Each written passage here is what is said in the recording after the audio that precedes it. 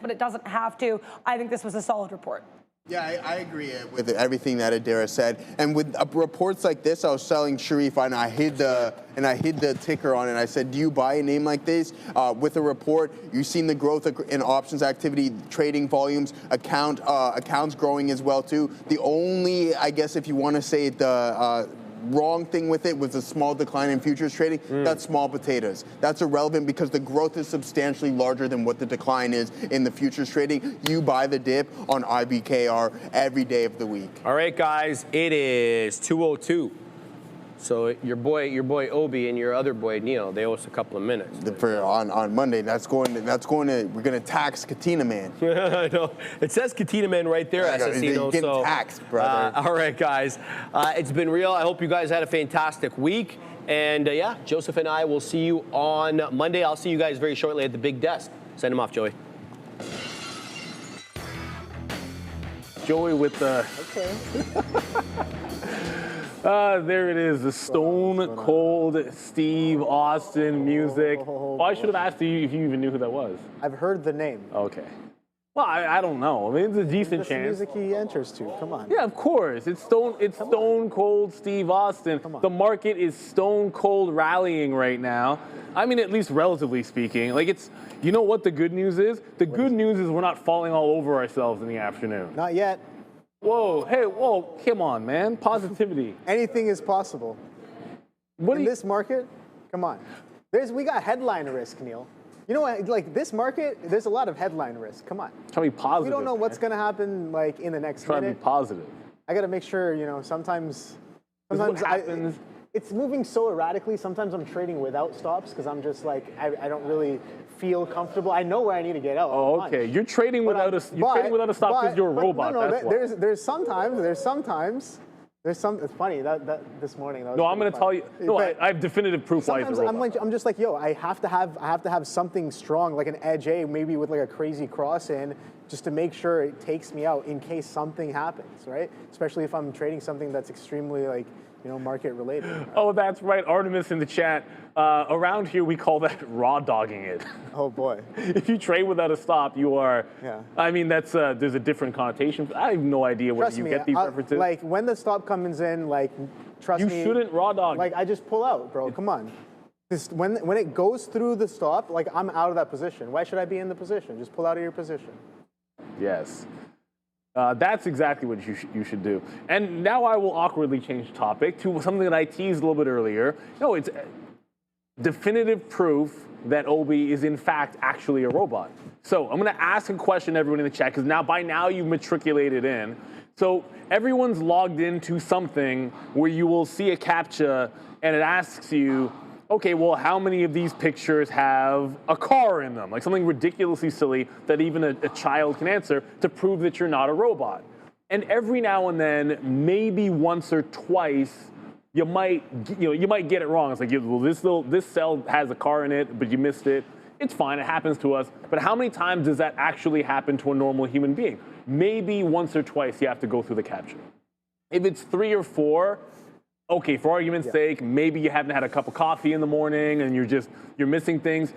If it takes you 20 times, and I was sitting right here when this was happening, if it takes you 20 times to do a simple CAPTCHA. Dude, I was doing it. It was like, yo, click all the motorcycles, boom, boom, boom, boom. Click all the buses, boom, boom, boom, boom. Don't click verify until there are no more crosswalks, boom, boom, boom, boom, boom. Wait, boom, boom, boom. Nothing. It just kept on going. I've never gone through that kind of a stringent CAPTCHA sequence. Neither has any actual human being because they're made to be easy. The entire point is that they are very, very easy. I'm just saying. I'm sitting right here and I'm like, what are you doing? And I can't get past this CAPTCHA. It's like literally 20 CAPTCHAs. Like not even, no joke. 20. No word of a lie. Oh, I counted. I was like, yo, well, like how many times is this going to let me go through this? Yeah, no. Crazy more. No, but what were we talking about? We're talking about a headline risk, right? Yeah, this market, you definitely have to watch out for. I am not a robot. Yeah, Level 1. See, it's one of these. Okay. How hard are these, Obi? Now, I don't know if you can handle this, but can I show this? No, I can show this, right? I think it's nothing crazy. This is not that difficult. Select the squares with a stop sign in it. Okay. So, okay. Boom. And this, Was I this is what doing? I might have been doing it I'm too like, fast. I'm No, you know what it flossing was? It's easy. I'm Oh. chilling. What? Whoa. Whoa. What the ass? Whoa. Wiggles. Anyways, we got stocks to talk about. Let's go. What? We should be talking about the market. Why did that get all wavy and all nonsense? I don't know. I was talking about clicking on signs and obvious stuff, and you're gonna shoot me with some wavy lines when I'm an old man. No. Nice try there, Fabian. You can trick me. I'm not a robot. But we can get back to the market. The market's at those highs. The only thing, and Obi's right about this, we have had sell-offs every afternoon. And you are just at the precipice. This is the Qs here. You're at the precipice at the top. And it's not just the Qs. So the Qs are at the high. Tesla is back at, remember this morning, that 440 level? Right back at 440. And just slowly starting to pull back. Nvidia is not at the high, but Nvidia looks pretty good. So Nvidia turned corner at 183, and it's trying to now get into the 183 half, which is the top, but this supply zone is breaking. So there's a lot of things that are right at the top. You almost want confirmation that we can break through, or, as Obi said, you might have some resistance, unfortunately. If we're looking for shorts, I think you're looking in the same place I am. We had discussed it. Oh. Like when the market's at the top, Yep. and I'm looking for rejection, sometimes I'm looking for something that's already weak. Okay, granted, I haven't shorted Intel today, but rejection of the high, on good news, lower high, and trying to put in another lower high as the market is at the top. That's why I'm looking at it. It's underneath VWAP, which is something I usually like. So if we fail the high of the day, I'm looking at Intel for lack of something better, and I've got eyeballs on RANI because it's Friday, and sometimes on a Friday, if the market decides we're not going to break out and we're not going to flush, and neither one of those two things happens, I want to eyeballs on a stock that's doing crazy volume that might give you some action. So don't want to overtrade if nothing happens the overall market. So RANI is on my mind this afternoon. Yeah, I know. I think it's some of the things on my mind right now is the market's slowly kind of creeping up. And so are some of these stocks here, just a slow, steady grind up. So I just want to point some of those out right away. Tesla, I know we're watching that 440 mark. Remember, that prior week high was at 440 halves. We only got about a quarter away from that, and we're building structure pretty well, and the market, alongside with the market as well. You can see strong volume maybe just there on that push as of right now. What else we got? Apple, hello. Apple's pretty strong as well. VWAP is where buying kind of happened in the morning and midday session in and around those areas. Reclaim, and then strong bids kind of follow through over that. This is interesting right here, Neil. Look at that. Wick high in and around the 250-30s. This pullback pulls into 250-30s and then continues 252s now on Apple. So forever. Absolute strength.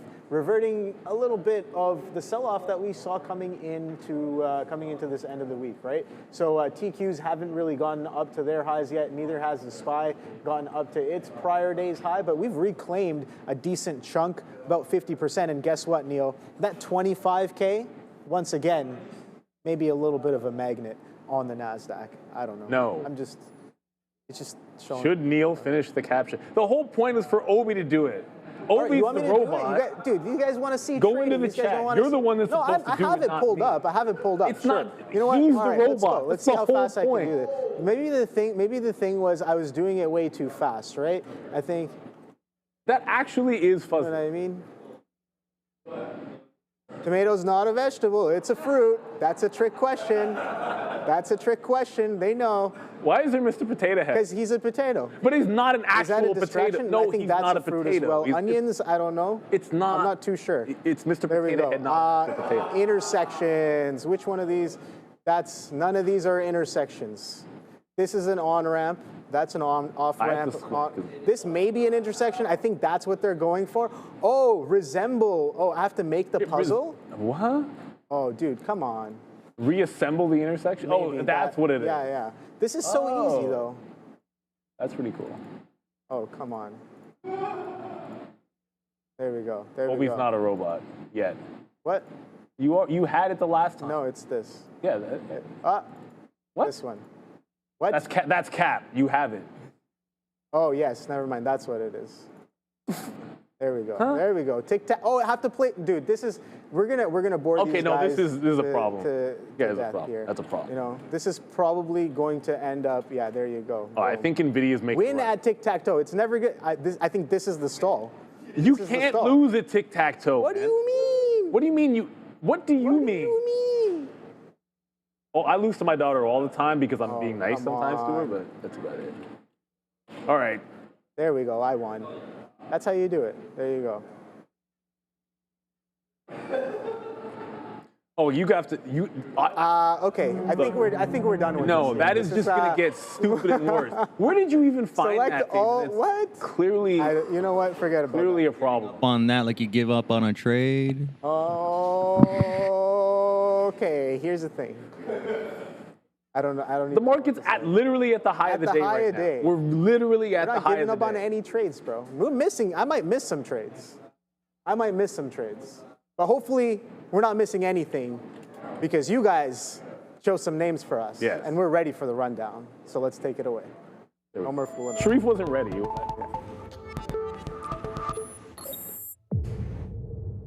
Welcome to the afternoon rundown, everyone. The show where you decide what we talk about every afternoon.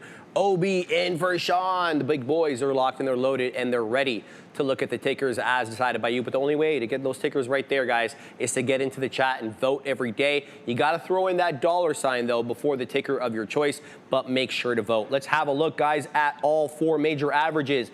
And unlike, the last few days, they're strong. The ES here up about 0.44%, really just below, 2 points below that 6,700 point area. So trying to take out that critical 100 point 6,700 area. Likewise with the NQ up 0.57, the best performing of all four major averages, just a smidge below 25,000, trading at 24,966. And the Dow also positive to the tune of a little bit below 0.5% here, up to 46,370. The only, though, major average negative on the day is the Russell after making all-time highs earlier this week, down almost 1%, almost below 24,500. Let's start, though, with the first ticker as decided by you, TSLA. Great day today for Tesla.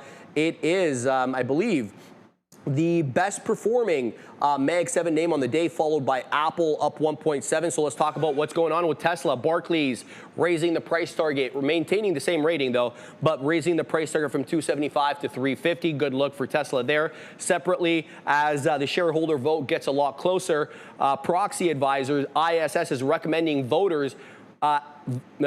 shareholders vote against the $1 trillion Elon Musk pay package, guys. What's the look on Tesla? 440 right now is the look, because that is the brick wall from the entirety of the week. My head's sort of in the way, so I'll do that for a split second. And you can see every single day we have failed. If it's gotten to 440, it's failed 440. But what's different about today, as you might be able to tell, all the rejections of this level, like if it did it early, that didn't get back there late. That's a Fugazi candle. If it failed 440 early, we never got back there in the afternoon. This day kind of stands out because we kind of closed underneath 440, but the fact that we're back here again, I don't know that it's going to be the same short. And if we break out 441, I think I'm taking a shot at a long. The thing to consider is that because we've sold off every single day, late in the session or at some point in the middle of the afternoon or late in the session, it's like the day that it doesn't happen, maybe we get a bit of a breakout, and there's a gap to be filled here, at least for Tesla. So if we can get 441 and higher, I think there's a potential breakout trade. For now, I like Intel because it's underneath VWAP and all that good stuff, but I don't know if I like the 440 short again, to be honest with you, just with what the market is doing. I'd rather have a weak stock because it's a boring market, and like shorting a stock like this in a boring market seems like the wrong idea. So we break 441, I think I take a shot at this long. The actual high is like 440.76. So if you're long just underneath 441, it's still a breakout of the high. All of that said, Tesla, when you look at it from a higher time frame, this is all consolidation. Like it's a bit messy up here, but effectively 440 outside of a couple of days has been a top. And then about just underneath 420 has been the bottom. And you've been chopping up this range since we ran into it in the middle of September. So you've got to pick your spots with Tesla. It's great if you can, but you really do have to pick your spots at key levels. this is certainly one at 440 here. Yeah, when it comes to Tesla, I'm looking at how the weekly structure's kind of been building up here. We broke out of this 360 just to, it seems like if it was just yesterday, but just a few weeks ago here in September, the beginning of September, first week right there. And we're consolidating higher. So I like that look there, maybe poised for a push for those all-time highs at 488 halves. Now coming in to the 15-minute, you can see how we've been building this week. Yeah, that 440 Neil is definitely standing out right off the bat. That is the week, that is the prior, was it the prior week high? No, that is the week high here. And then prior week, we got some strong wicks all the way up here in the 460s. I don't know what's happening there with that 4 a.m. candle, but you can see intraday kind of structure coming in at 450s, 451s. Let's see, if we do break out of this 440 and like whoever's been sitting here, there's a seller, 440 here last Friday, 440 seller again Wednesday, yesterday as well, 440 seller. And the first attempt we push into that 440 today, there's a little bit of selling happening here as well. So unless and until the selling can kind of lift, let's see if that kind of happens, because we did reclaim this breakdown of the range. So back through 420, we were talking about that this morning, back through prior day's low, back through prior day's close, back through prior day's open, and now attempting a push towards prior day and weekly highs. So very, like I say all of those things in confluence because yeah, the buildup is very strong, the market is very strong. We might get that push going into the end of the week, but it is what it is. We gotta wait and see if that seller actually lifts. RANI Therapeutics, guys, up over 300% on the day. This is one that I traded on the midday show. Great look for this today. Still above 300% right now with a 239 high. Trying to get back above 2. I'm seeing lower highs here, guys. But the reason we're up so much is that the company secured up to a $1.09 billion deal with Japan's Chugai Pharma. So we'll have to keep an eye out on this one, guys. But it was all sorts of strong in the pre-market and during the midday. Yeah, and that's obviously that's a very, very significant size deal. One thing to consider, like it's up 300%, but it was a $22 million market cap to get over $1 billion potential deal. So if this was like guaranteed to be that much, the stock would be up more than 300%. Like that already tells you that this is not that simple. That said, it's incredibly impressive to do 400 million shares and do almost all of it above the volume weighted average price, right? So that's immediately, I want to have this up for an opportunity at longs. I guess it's not going to be any more clean on the 15-minute. I was trying to show you something a little bit more clean for like the kind of wedge that it's forming, but you can't really do that. I just think on the last halt down, it held $1.75 and it just wicked $1.75. So for the purposes of this afternoon, right, there's Tesla testing 440, Nvidia's testing high of the day. For the purpose of this afternoon, I'm just looking at that one level at $1.75. So long as that holds, we get a little bit of a semi-trend break in here. I'm looking long on this RANI. And if it loses 175, like all bets are off and who cares? But this is a stock. Impressive, the rally. Like I said, the volume is very good. I expect even if the market doesn't do a whole lot, there's going to be shots on this just on sheer volume alone. Yeah, I think this one came on my radar a little bit this morning, that dollar push. Nvidia. And a push all the way up into 150. So we got that dollar reclaim, which is a little bit of an interesting level when it comes to stocks, and then pushing up on top of that 120. So you can see stair step, it's kind of in a stair step fashion here. So holding this pre-market structure, breaking out, holding structure a little bit higher, maybe with kind of some toppy highs at 239s. Let's see what kind of volume we're doing in and around there. Okay, so nothing too crazy. Even though volume has been kind of decreasing, we're sustaining pretty decently as well in terms of relative volume. You can see that, yeah, relative volume is 3,000 times normal. Yeah, that's because this thing on average, guys, does about, I guess, under 15 million. And we're doing about 430 million, right? So it's crazy amounts of volume on this name today. I'm going to keep it on watch. I haven't really traded it, but if you were on this, yeah, structure holds. The momentum was absolutely great. When the momentum dissipated to the upside, momentum came into the downside and then found some base as well. So in terms of a trading vehicle, if you're into this, I know that there's a lot of stuff to be had here. There's a lot of trades to be had in this one. So Didn't really watch it, but definitely a good vehicle for some trading. Nvidia broke high today. Oh boy. Baby. Yeah, the market's moving here, guys. NQ above 25,000, ES above 6,700. The market's making a move up, but let's talk about AMD. Looks like B of A analyst Vivek Arya, he maintained the position buy on AMD, but did boost the price target up nicely from 250 to 300. Despite that, guys, we're down about 1% today on AMD. So quickly before we go over to AMD, I would just point out that Nvidia broke out the high of the day. I'm trying to pull back into this one if I can. Like 183.35 is going to be the look for Nvidia. AMD I just felt was, regardless of everything that's happening with AMD, fundamentally and all of the good news and how bullish the chart looks and the potential for like an extended breakout, like all of that is fantastic. Today was just, it got the resistance, failed to break out of that resistance yesterday, like 2 parabolic days in a row. Like look at the difference between 2 days ago, 3 days ago, 2 days ago, yesterday, where it was a chop fest, mostly to the downside. So I was just looking at fail break and then continuation short because it couldn't break out the top. So this stock is very different to Nvidia.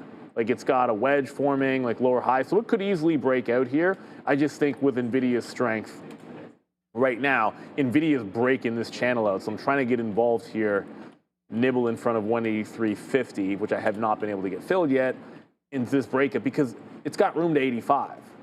So I think this one to 185 from here is going to be the play instead of AMD. Like I just feel like AMD's gone so parabolic.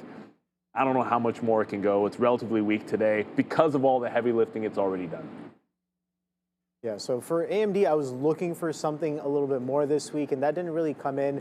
We know we had that aggressive push earlier on, that 35% pop, and we've been holding structure. So that's what I've been kind of observing. I'm like, all right, we gap up through those all-time highs, and now we're holding. We pull back decently. We take some profits. We rip.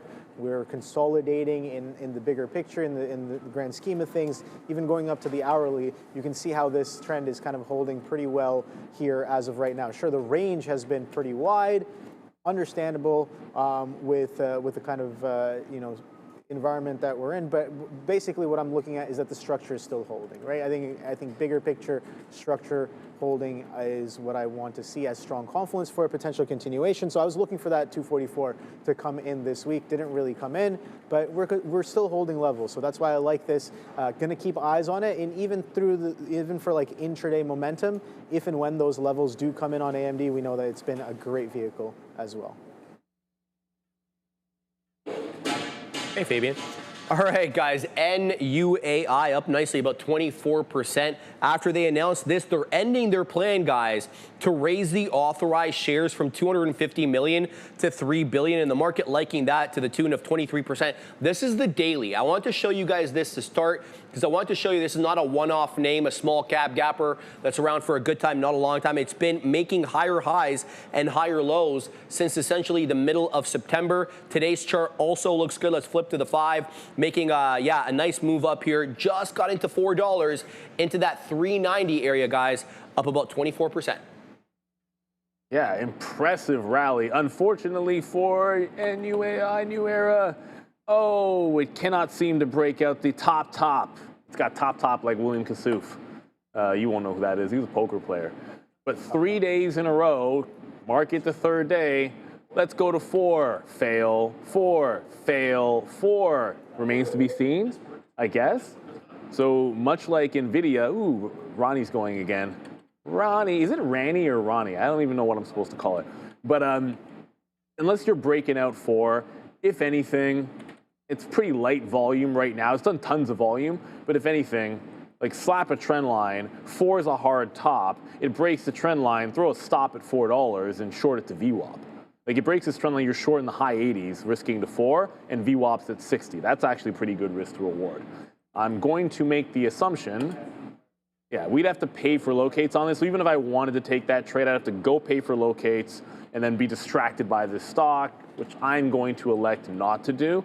But because it's not really moving, that's the play. And maybe it can break out 410 and you're looking at the other direction. But since I pulled it up, there's nothing but D prints on the time and sales. There's really not even a heck of a lot of volume, real lit volume going through.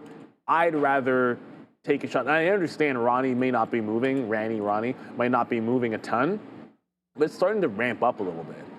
And I should have said this with regards to RANI. The halt, like it'll halt really, really quickly because of the price. So it doesn't have to move a lot in terms of pennies. Like this can move 20 cents and go into a halt on you. So scalping inside of a 20-cent range and having tight stops is just part of the game if you don't want to get caught in a halt. So no matter where it is, like I can have a stop at a prior bar on a stock like RANI, but if it moves up in the money, I have to move my stop because I don't want that stop to be underneath where it could halt down. And then I'm trapped in a halt because obviously you can't get out during a halt. So that's just one little adjustment I'll be making on RANI. As it moves up gingerly, I'll be constantly moving a stop from prior bar, and then if it breaks out above $2 and like 210, I'll probably have to move that to break even and just so on and so forth. Yeah, so this one I haven't really had eyes on. Not really doing relative volume either. I think there's a lot of other stocks kind of more in play. But if you've had eyes on this name, I think bigger picture, it is kind of holding structure pretty well. Bigger picture, you can see all the way coming from sub dollars and stepping up. But this kind of step up is happening over multi-weeks. Intraday, I don't know really what to kind of do on this, but I like that it's stepping up on the higher time frame. Could be interesting. It's a tough day today for HIMS and hers. Sorry, just wrong screen over here. Allow me a second. HIMS and hers down about 14%, 13.86%. We know a large part of their business is that GLP-1 subscription model. And yeah, well, a lot of the GLP-1 makers, most notably Lilly and Novo Nordisk, also down. Same thing here with HIMS after President Donald Trump commented that the fat loss drugs will be a lot lower in price as the U.S. government starts to negotiate with these biotech companies using the Inflation Reduction Act, guys. HIMS down 13.86.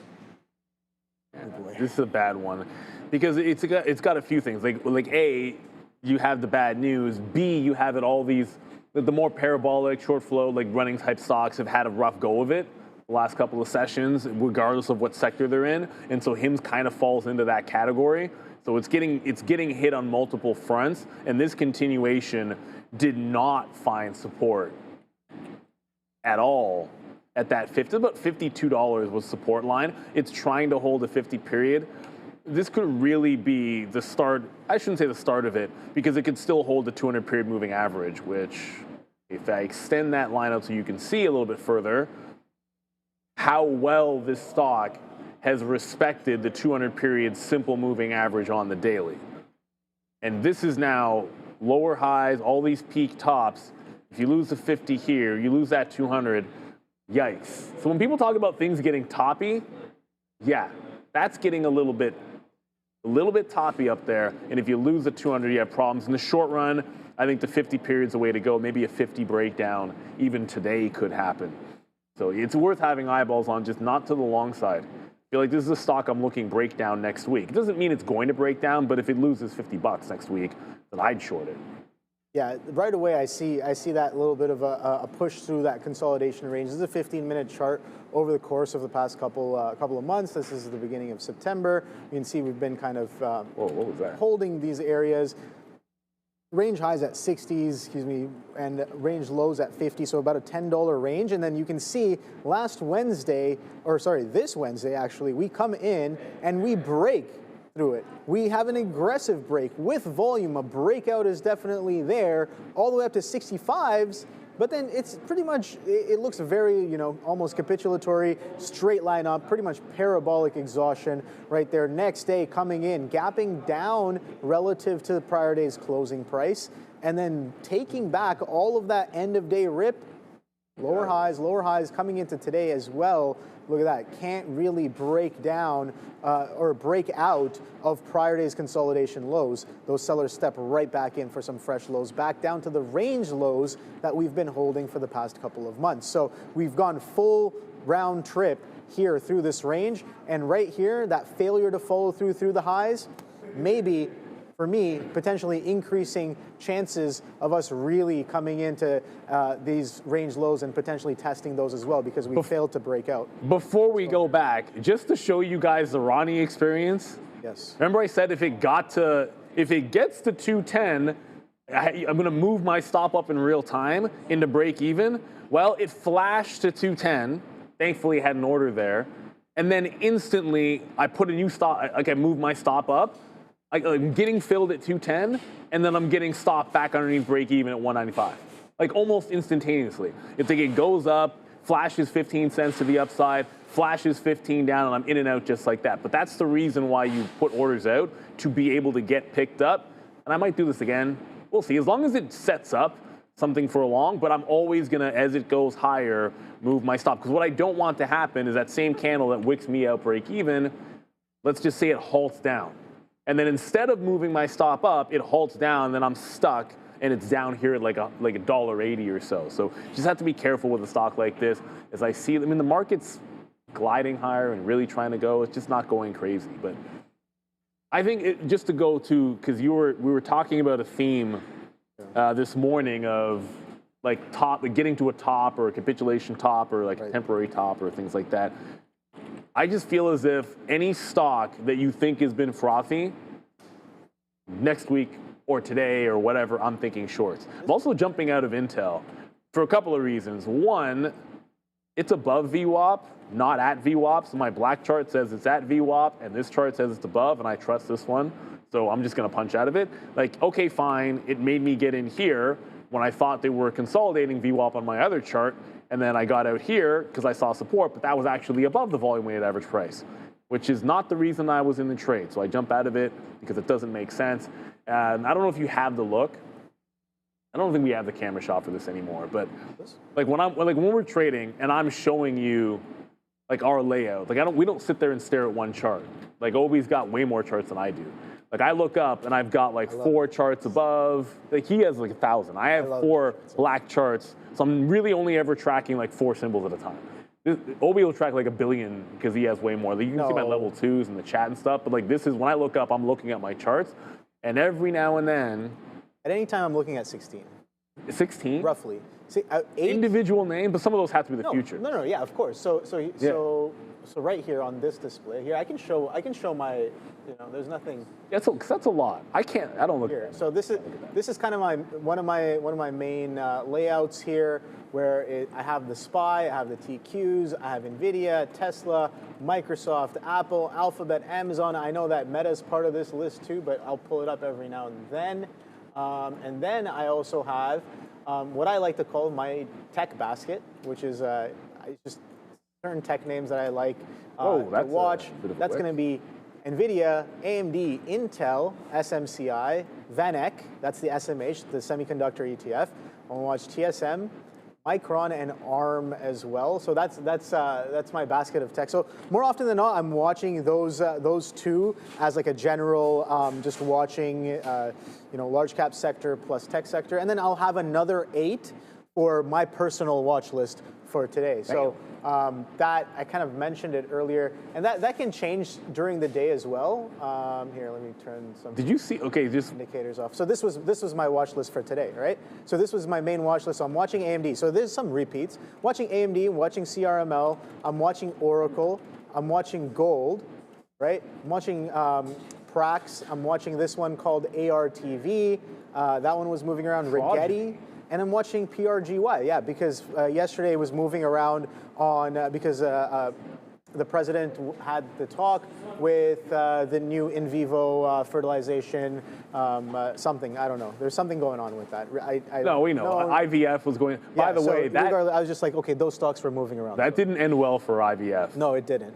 So that was the other one, and I was like, I don't necessarily want to trade IVF. I want to trade PGNY instead if it shows me something. So real talk off the open. Yeah. This is absolute hindsight. Like there's a lot of good stuff this morning, like almost like Tesla 440, like Intel at the top. If you were shorting stuff, there was a lot of great shorts early in that first pop. Like almost anything you took, if you got the right entry, you could bank on. But this is the easiest one, and it was because of what it did at $1. Like the stock, every now and then, people. If you're into this sort of thing, like it's right at $1, right before the open, it tries to break away from $1. It loses $1 at the open, and then the next candle tries to break it again and fails. And then this candle right here at VWAP is exactly $1 that rejects. So like you had like 10 minutes to get short at like 98 or 99 cents on the stock, and it went all the way down to like 76, like straight shot. And that's just using the $1 level. So every now and then penny stocks will do that to you. Tesla might be breaking trend as well. That's what I was just looking at. So if you go from the first, like the 440 dip the first time, that's the bottom. This is the trend line, and I'm going to zoom out so it looks cooler. If you zoom out, the trend line looks better because then you can see that that trend, which I drew from here, actually holds to the open. So you could actually call this an all-day trend line on Tesla, and it has a chance to break. So it just rejected breaking with this bottoming tail candle. Now, if it can break underneath, I'd look to short this to the volume weighted average price. So that was a real, yeah, Dr. J in the chat, this was a real wick.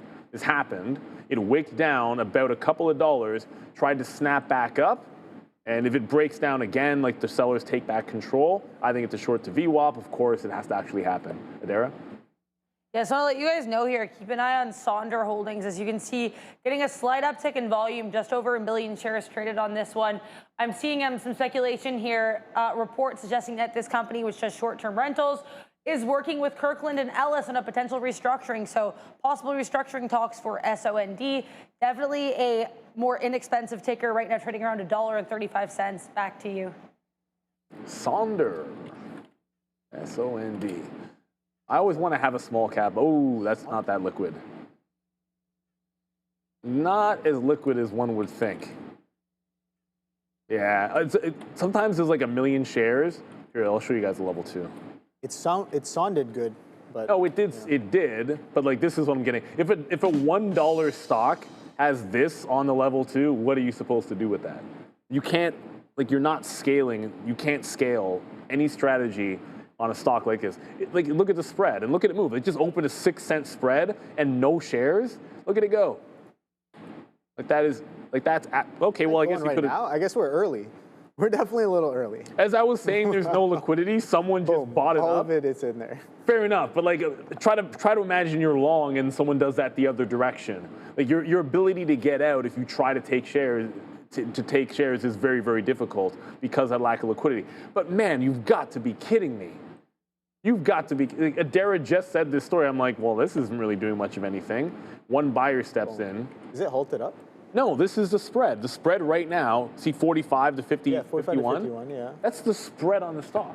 How do you, like, you can't trade that.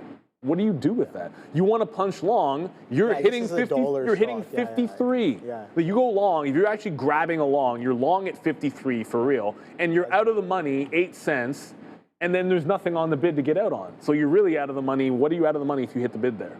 Yeah. Another 10 cents down? Like, that's nonsensical. But, I mean, you can gamble with it, too, and just hope that it doesn't go down on you, and then you're fine. But I think that's crazy. Tesla is breaking that trend, so I got to... There it is. It's gonna close this bar. Short. I think that was a great reason to sell. I mean, Sorry, I got out on my long. I was long up there, and I got out because I was like, yeah, this is very likely to come in if we're get anywhere back near 439s. Right? We're so close to that 440, but yeah, exactly. I think that's a great place to look, and you can see the volume coming. Oh, they're just hitting the bid. Yeah. Don't break 38. Don't break 38. Don't break 38. Still 50s. Okay, wow. It broke 38. All right. It broke 38. No, it gave you on the back through, no? No, I didn't give it to you. No, I got filled under 38, but I'm going to leave some room so that I can pick something up over 38. Yeah, no, I like that push. I like that push.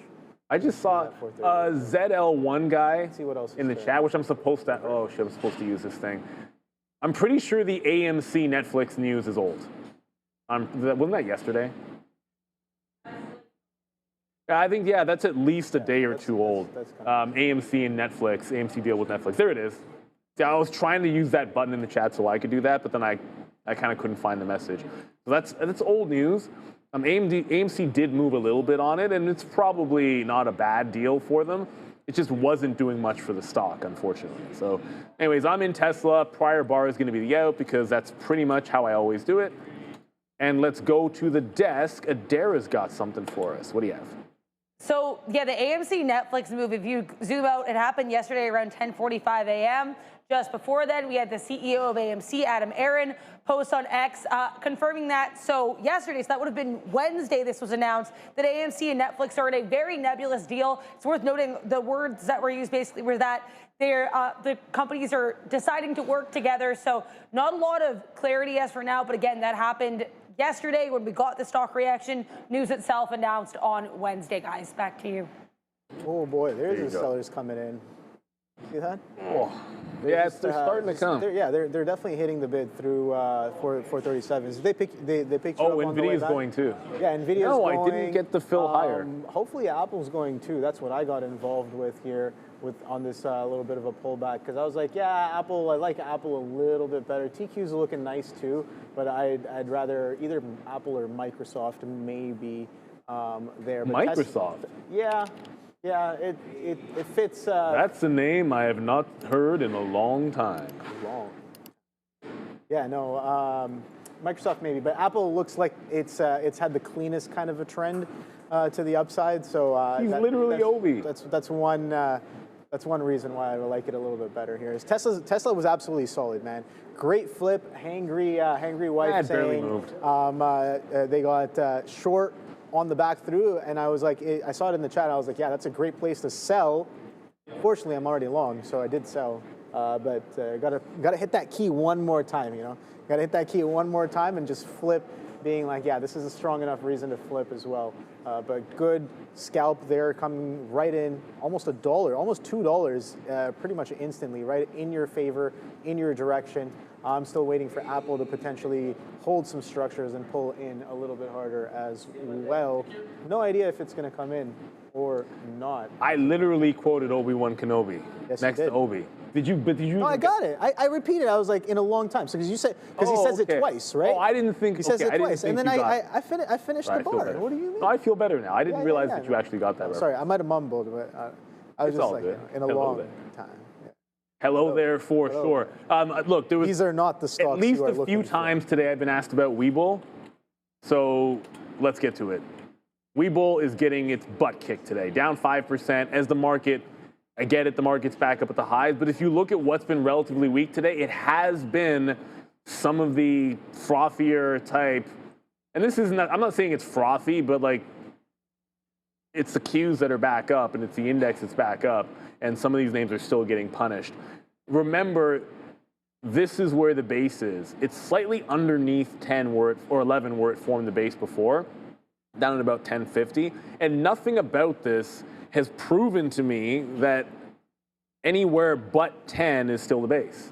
Like, it's still downward trending. Yeah, personally, I still like it. Like, I still own it at 1069 because that's how I roll. You could have it at any price. I'm going to buy it at 1069 because what difference does it make? It's breaking out, and you can get it at 69, so why not? But you could break 11 bucks, and I still think there's support down there. Now, today, 11 is holding. So what I would look at for today is the 11 hold as potentially something for you at $11. But it's at the bottom. This is where it bounced before, but keep in mind how long it was down here and consolidating. Like, it was down there from the beginning of June till the end of June. An entire month it spent consolidating at that level. So I'm not in any rush to feel like it has to bounce super quickly for me. I'm willing to be patient with it, personally. Still hold it. I haven't added yet because I'm kind of waiting for it to break 11 and maybe get something in front of 10. I'm doing my best to sit on my hands right now and watching this Apple. No, it's actually not cold. I actually layered very well today. So no, that's the thing. My hands are cold. I understand. So I knew it was going to be cold. There's no doubt that it's probably cold. But this morning, I looked at the forecast and I was like, today for me is a layer up day. So I got this sweater on. I got a layer underneath. I got these jeans on. I got layers underneath as well. So I'm chilling. Prepared. I would manage that risk. What do you mean I have layers on underneath the jeans? I would hope so. No. My brother, but there's like long johns. I'm talking about long johns. I know. You have long johns on? Yeah, it's not, dude, it's not winter. There's like fall. No, there's fall. There's different grades of long johns. There's aggressively thermal long johns, and there's light long johns. You know, come on. I got to be comfy when I trade. How am I going to trade uncomfortable? Don't trade uncomfortable, guys. No, I'm not saying. Get uncomfortable in your trading, for sure, but don't trade uncomfortable. Don't do that. It's literally, it's October, man. Like, if you wear long johns now, like, what do you do in Canada in February? When it's So like I put on minus another 25? pair of long johns. Crazy, Double bro. stack. Or get a thicker pair of long johns. There's ones for extreme heat, extreme cold as well. You know. I mean, fair enough. You just get it. Sometimes, you know, just to. As I blow into my hands, I'm so cold, right? Like I'm talking all this mess. I'm literally, my hands are freezing in here because they're doing work, and the back. I think the back door gets opened or some nonsense. So like we're exposed. Yeah. To the elements. Maybe. Yeah. Oh, it was kind of raining a little bit earlier as well. Raining? Yeah, it started raining. That's why. Oh, for real? It started like drizzling. I don't think I have It my did umbrella. say in the forecast it's a bit rainy as well, so that's why I got the rain jacket. I probably should have paid attention to the damn forecast then. So, I have like my coat has a hood, so I'm good to go. I mean, that's one of the first things. Part of my morning routine is before I head out, I definitely have to plan for the weather. Yeah, but I had it up. I don't like to recall be it showing comfortable. rain. Yeah. I'm gonna fade CP24 because I had that on in the morning when I was getting ready. Forget about CP2. Dude, you got to use weather now. No, I'm just. I have it on in the background as I'm getting ready, and the way I see it is like if it's gonna rain, I'll see it on their thing, and I don't recall seeing it. That's all. It's really not important. But Tesla, it just came. It tried to break prior bar. It almost did, but it did not. So we're still in the same range we were before on Tesla. What else we got going on here? I'm looking over, like Nvidia's not doing much. RANI's not doing much anymore. RANI, whatever the heck we're calling this. I keep wanting this to set up for a long again. Like there's your capitulation bottom, some higher lows, and work into a long, and maybe it blows out. It's just not doing anything. So RANI is not the one, unfortunately. It's 248. Let us know what else you're watching. Here's what I'll do. What I'm going to do, and then we'll go back to Obi for a second, is I'm going to remind everybody, type your symbols in using $. I will say $ RANI, but it won't matter because I'm going to refresh it. And then I refresh, and then all the new symbols come in, and you guys can tell us what is happening and is interesting, because my scanners are not exactly blowing up on a Friday. I'll just be real with you. The scanners are doing anything but blowing up this Friday. Obi? So guys, we got some exciting news for Canadian sophisticated traders. Beta Pro by Global X Canada has just launched 6 new triple ETF leverage ETFs, offering 3 times bull and 3 times bear exposure to the S&P, TSX 60, semiconductors, and U.S. Treasuries. Even better, they're offering a special fee rebate, dropping management fees to just 65 basis points until December 31st of 2025. These ETFs also employ currency hedging to seek to neutralize U.S. dollar exposure, providing performance that may more accurately reflect the underlying U.S. equity indices. If you are a tactical, sophisticated trader looking to amplify your performance, check out betapro.ca/3x daily to learn some more.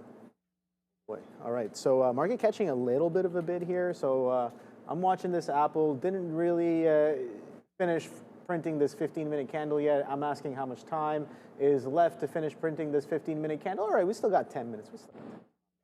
Relax. This red candle here, the first red candle after 3 on the Nasdaq. You can see what happens here. You got strong green, first red, boom, boom, boom, boom, boom. Strong green, maybe slowing down, first red, boom, boom, boom, boom, boom. Green, red. I don't know what's going to happen next, but there are some probabilities that I might be thinking about. I got a challenge for you. I could very well be wrong. I want you to confirm something. Right now I have RANI up on my chart. Yes. And I'm not looking at the stock visualizer at all. Okay. So what I was just showing you, whatever the top symbol may or may not be, I don't know what it is right now. Okay. So I'm going to pull the stock visualizer down. Okay. And then once it's up, you get 5 seconds to look at the chart on the daily and say long or short.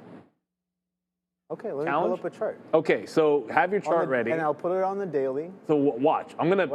I've already looked, so I have to do it right away. It's Palantir. So pull up Palantir, okay, PLTR. Day, Palantir, I don't even need to... Palantir on the daily. Long. Oh, it's a long. Yeah, that was too easy. Dang it. I was hoping you all would chip it. Like, it's literally bouncing off 170 in the 50-period moving average.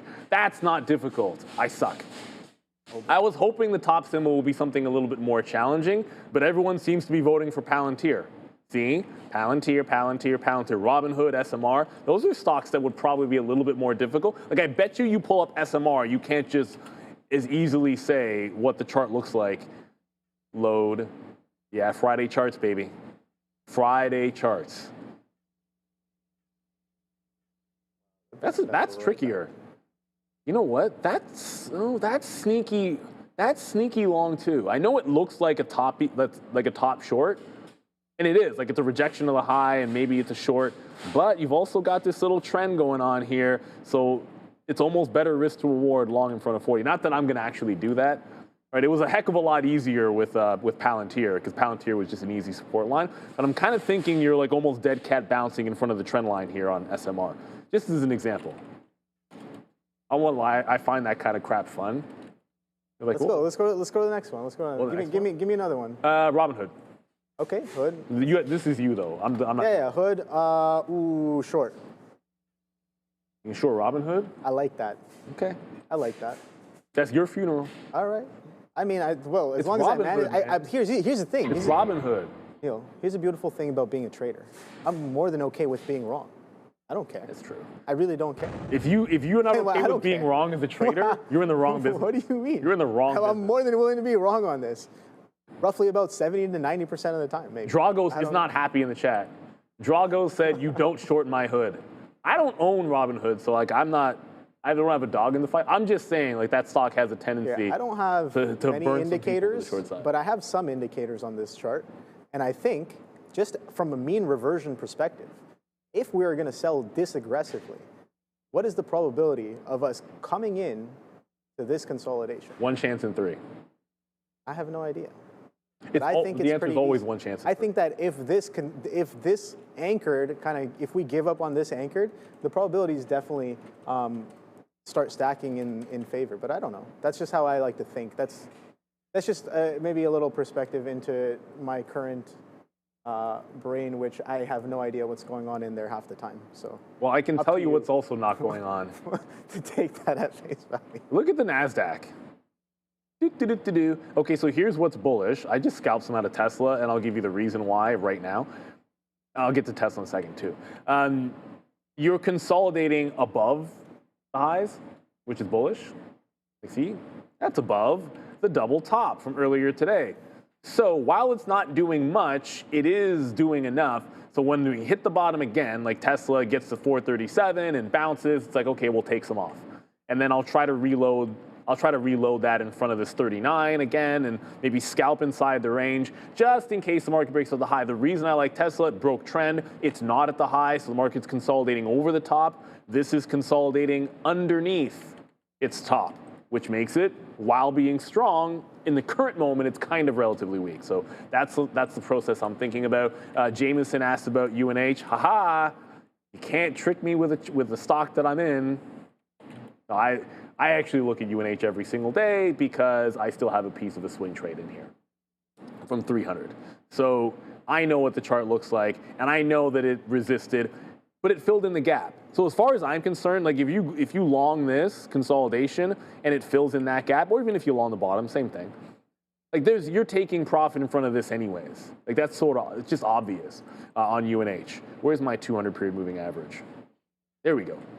And if it were to break 380, then I'm just staring at the 400, which is the 200 period moving average. So there's still a chance. It's making sort of higher lows after that consolidation break, but I have to worry about this losing the 50 period moving average, which this time I've told myself, I'll probably get it out. Like I was ho-humming whether I'd give this to break even or, let me just get it out if it loses the 50 period moving average. It's not really moving enough on UNH. For today, it's kind of okay. Like it's up a little bit and it's trending up. Yeah, it's not bad, but it's going right into a prior supply zone. And it's not an afternoon trading stock, but that's one that I have been watching, everybody.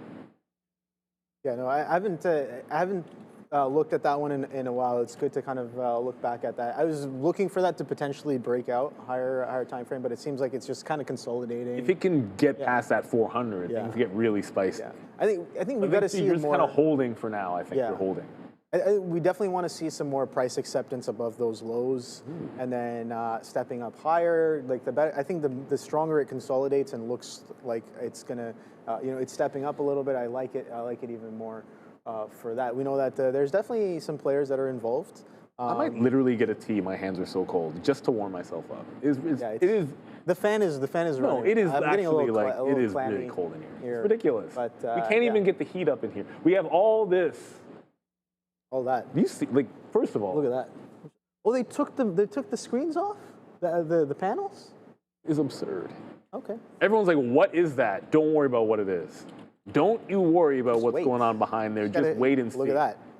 Someone said we were hanging meat on thing because it looks like strips of meat that are like curing. Yeah, I kind of see it from a distance. What do you mean you know what it is, David Oops, that's the wrong one. I just hit the wrong one. Sorry. Oh. No. See, I can't. That was from earlier. Yeah, there it is. David, I know what it is. No, you don't. What do you know? Let us know. No, you don't. I don't think so. I'm guessing you don't know. I think we've mentioned it. Have we? I think we've mentioned it. Oh, Sean probably mentioned it. I wasn't here. Yeah, there you go. It also probably could have been mentioned when I was gone. So, yeah. Someone just said, "Oh, or Alpha knows." Oh, yeah, I guess you guys. Yeah, there you go. Yeah, so right. they know what's up. Y'all know know. what's up. It's a big screen. Dr. J. Giant LCD. There's LED panels or LCD LED. I don't know what they are. Probably LED panels. Someone probably said something when I wasn't here. I didn't think we said it. That's all I'm saying. Harpreet Singh, what happened to stock list? They're well aware of it. What do you mean by stock list? This thing? Which is now Robinhood way ahead. Oh boy. Why does it Amazon's up there? I didn't even hit the zoom. It's like zooming on its own. All right, so why it does that. See what's going on. This market's but it was resizing by itself, Fabian. There, I'll leave it there. So Robinhood leading the way. I'm just going to throw that away and let's pull up Robinhood. What the heck is Robinhood doing? Outside of Obi wants to short run. For everyone that owns Robinhood, just understand that Obi doesn't like you. I mean, I didn't say that. I mean, you listen. I am very impartial to the counterparty. He don't like you. That's fine. You don't have to like everybody. You don't like very impartial. But is it not a short right here, right now? Maybe it could be. Bang, I like bang, it. bang. I mean, you told me to look at the daily. You're looking at the minute. Oh, I know. Chart. This is a 3-minute chart, and that's a trend break. But I'm already in exactly the same setup on Tesla. Literally the same setup. So you can't take them both.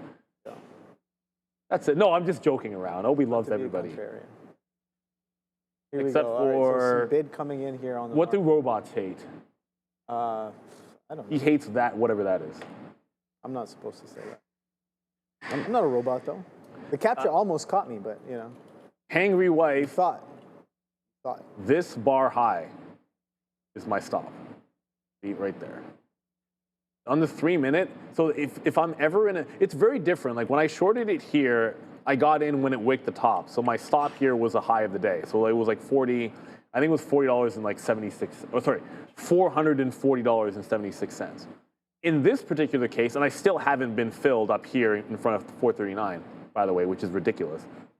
In this particular case, when it breaks the trend, so this is the trend break, and this is the prior bar. So until something else happens, the prior bar high is my out. There's only 2 places I'm putting out on a trend break like this. I'm either giving it to high of the day, which I don't like doing in the afternoon because you don't have enough time, or I'm giving it to the prior bar high on the 3-minute. So the trend break is on a 3-minute, prior bar high on the 3-minute, the out, and I don't really deviate from that at all. Like if I was doing Robinhood, then it would be something like, it's broken trend, I'm short here, but then in this case, the stop would be at the top because the prior bar is the high. So if I took this trade, I'd have to, by rule, be giving it to 131.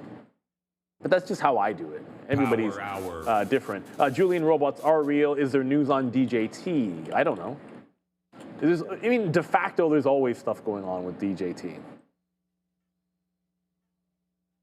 Yeah, I'm gonna, hold on, let's also look at that too, because this would strongly suggest that there is news on DJT, but I didn't hear anything, and then Dara is going to look right now as well. I have seen absolutely nothing on it, and I checked Benzinga, and the last story is from September 23rd. So nothing obvious or even unobvious. So fade? I mean, the chart looks like this. What would you do with it if it's barely moving? Fade a pop on no news? Doesn't really You know what, though? Hear me out on this one. because probably no one actually wants to ever go long this stock, is my guess. April low, it's just doing nothing into this. This is not a bad like squeeze setup. And that's actually a pretty good looking candle for a squeeze as well. Or a start of a squeeze. Like it's making wick bottom. So wake us up when this breaks $17, and there might be like kind of like a pseudo squeeze play. Like no one's paying attention to it because nothing is happening, and then it makes a little bit of a bottom reversal, and there's room to 22 bucks. You can set an alert for DJT, but I'm not trading it today. No news on that. I think you usually want to short those or wait for some kind of a gimmicky squeeze setup to happen, which is perfectly fine. You can't get attached to the whole. I'll give you a story. On, I think it was day 2 of DWAC, I just had it in my head that it was nonsense. Yep.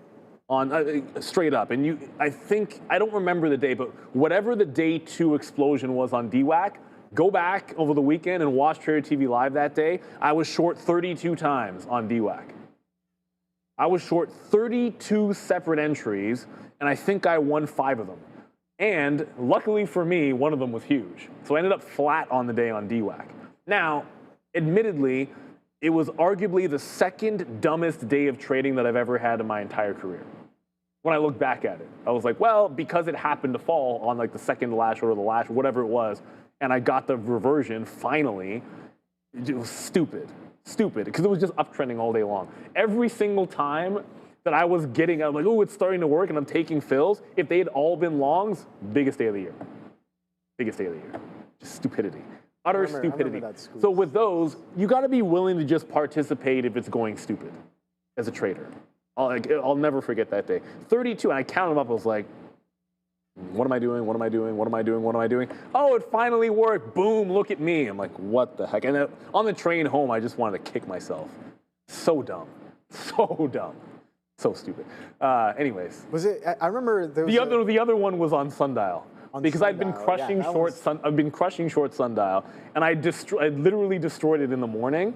Yeah. I'm shorting through like I think it was like $1 or something, and then it comes back to $1. I'm like, well, I'm up on this stock. It's back at $1. Let's just go all in at $1 because it happens to be V-shaped recovery, and I'm shorting $1, which you know it's going to break in that situation because you can see people getting back into it on the way up.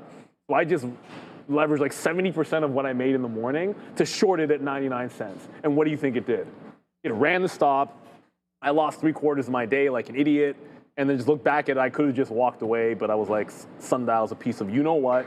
Because in my head, the stock should only go down. Yeah. So therefore, if it goes to a level, I must short it. And that was the mentality. I also then probably shorted it like 9 out of the next 10 days. Anyways, see, here we go. David's got one. Silly trade of the day. Hood closes down 1.5% and looking forward to the video wall. I think we're all looking forward to the video wall. I think it's going to be epic, man. Like, curious. I don't know. Is it going to be touchscreen? I have so many questions. Touchscreen. Touchscreen? Yeah. Is it? That's not going to be. I don't know. I don't know. It's not going to be touchscreen. I'm just. I don't even know who I'd ask about. I don't think it's touchscreen. Asking questions. I'll ask Brent. I don't think. But regardless, I think it's going to be pretty awesome. I don't know how many inches in total. It's a lot. The whole wall, basically. Forget about. Does it even matter? No, it doesn't. You've just plastered the whole wall with a. Way more than we need is the answer to that question. I'm just excited to see like charts. It's too boku. It's gonna, you know what I mean? Like I can see the momentum. I might even be able to ride the momentum myself physically. You know. Oh, we got another super chat. All right, let's check out the super chat here, guys. Save. Oh, you're supposed to use the button. Oh, I don't have the button yet, but there you go. Thank you. So, which stocks do you choose to swing trade versus long-term invest in? Oh boy, that's a good one. That's a good one. Here's you wanna like start off. Shoot, I was just talking about something. It was a swing trade. It was UNH. So for like UNH, where I don't necessarily fundamentally believe in the business much anymore. Like I just don't care. I don't care to own them. I don't like what they do anymore, and probably its value. And I used to own this stock for a long time. UNH was in my retirement account for a very, very long time. I don't even remember exactly when I first got into it, and it was great. I think I was even a few times back in like 2023, maybe I was buying off 440 and sort of rinsing it and just already had a position. And then when all the madness happened, I said, I'm done with this stock. And now to me, like that's a swing trade. I don't want any part of it anymore. I don't like the business. Webull is a bit of a mix. Like I consider this like both a swing and a long-term play where like, yeah, I kind of like the business, but it's purely technical what I'm doing in a bad looking chart. Like it's a bad looking chart where I'm just purely technical trading it off the $10 level. And if that's the case, then to me, it's more of a swing than anything else. I'm looking for an exit. If you see me trade Rivian in my long-term account, that is 100% a swing trade. But if I'm buying the dip in, I don't know, Nvidia, it's never a swing trade in Nvidia. Like things that are core holdings where I believe firmly in this company in the next 5 to 10 years. I mean, I couldn't say I'd never swing trade Nvidia, but I'm buying it because I have zero intention of selling at the top. I have zero intention. If I buy the 50 period, I'm not getting out. Like Amazon. Like Amazon doesn't look very good right now, so I bought it at the 200 period moving average. I actually bought it after earnings. Did I get out at 240? Absolutely not, because I'm like, I don't own enough Amazon. This is an excuse to buy. End of story. I'm not taking it when it gives me 10%. No, because I just want to own more of the stock, and this is giving me an opportunity. And maybe it's about to give me a real opportunity to have a full position in my long term in Amazon. Maybe it does, but that's my attitude. So it usually has to do with my confidence in it as a business to be a core holding. Otherwise, purely technical, it's a swing trade. Anything that I don't want to hold for 10 years is a swing trade, in my opinion. Yeah, I think that's what that's. I just wasted your time. I could have just said anything I don't want to hold for 5 to 10 years is a swing trade. There's no in between for me. For me, swing trades are more just like as of right now, if I see structure on like the weekly or the monthly, that's like, you know, holding, breaking, or in trend. I like that a little bit. But in terms of swings, I was just talking about a swing trade of mine from, from 4 years ago, Bombardier. I think I showed the chart. I showed the chart just last week to the chat. Yeah, and, that was yeah, we can talk about Bombardier. But dude, I sold some finally at 166s just a few weeks ago. It's at 200. So I have a really funny story pure parabolic move. We had a trade. We're gonna go to Darren and come back. But there's a really hilarious story about Bombardier and a former trader on the floor. Yeah. Anyways, we'll go to Darren first in case you guys want to hear it.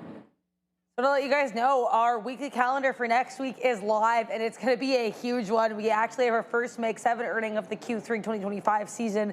That's going to be Tesla reporting after the bell on Wednesday, Netflix the day before it reporting after the bell on Tuesday. We also have earnings from GM, Philip Morris, GE, and GEV. We've got 2 of the 3 communications names here, so T-Mobile and AT&T, and we have Intel after the bell on Thursday. We're also confirmed to be getting CPI data coming through on Friday, so lots of excitement.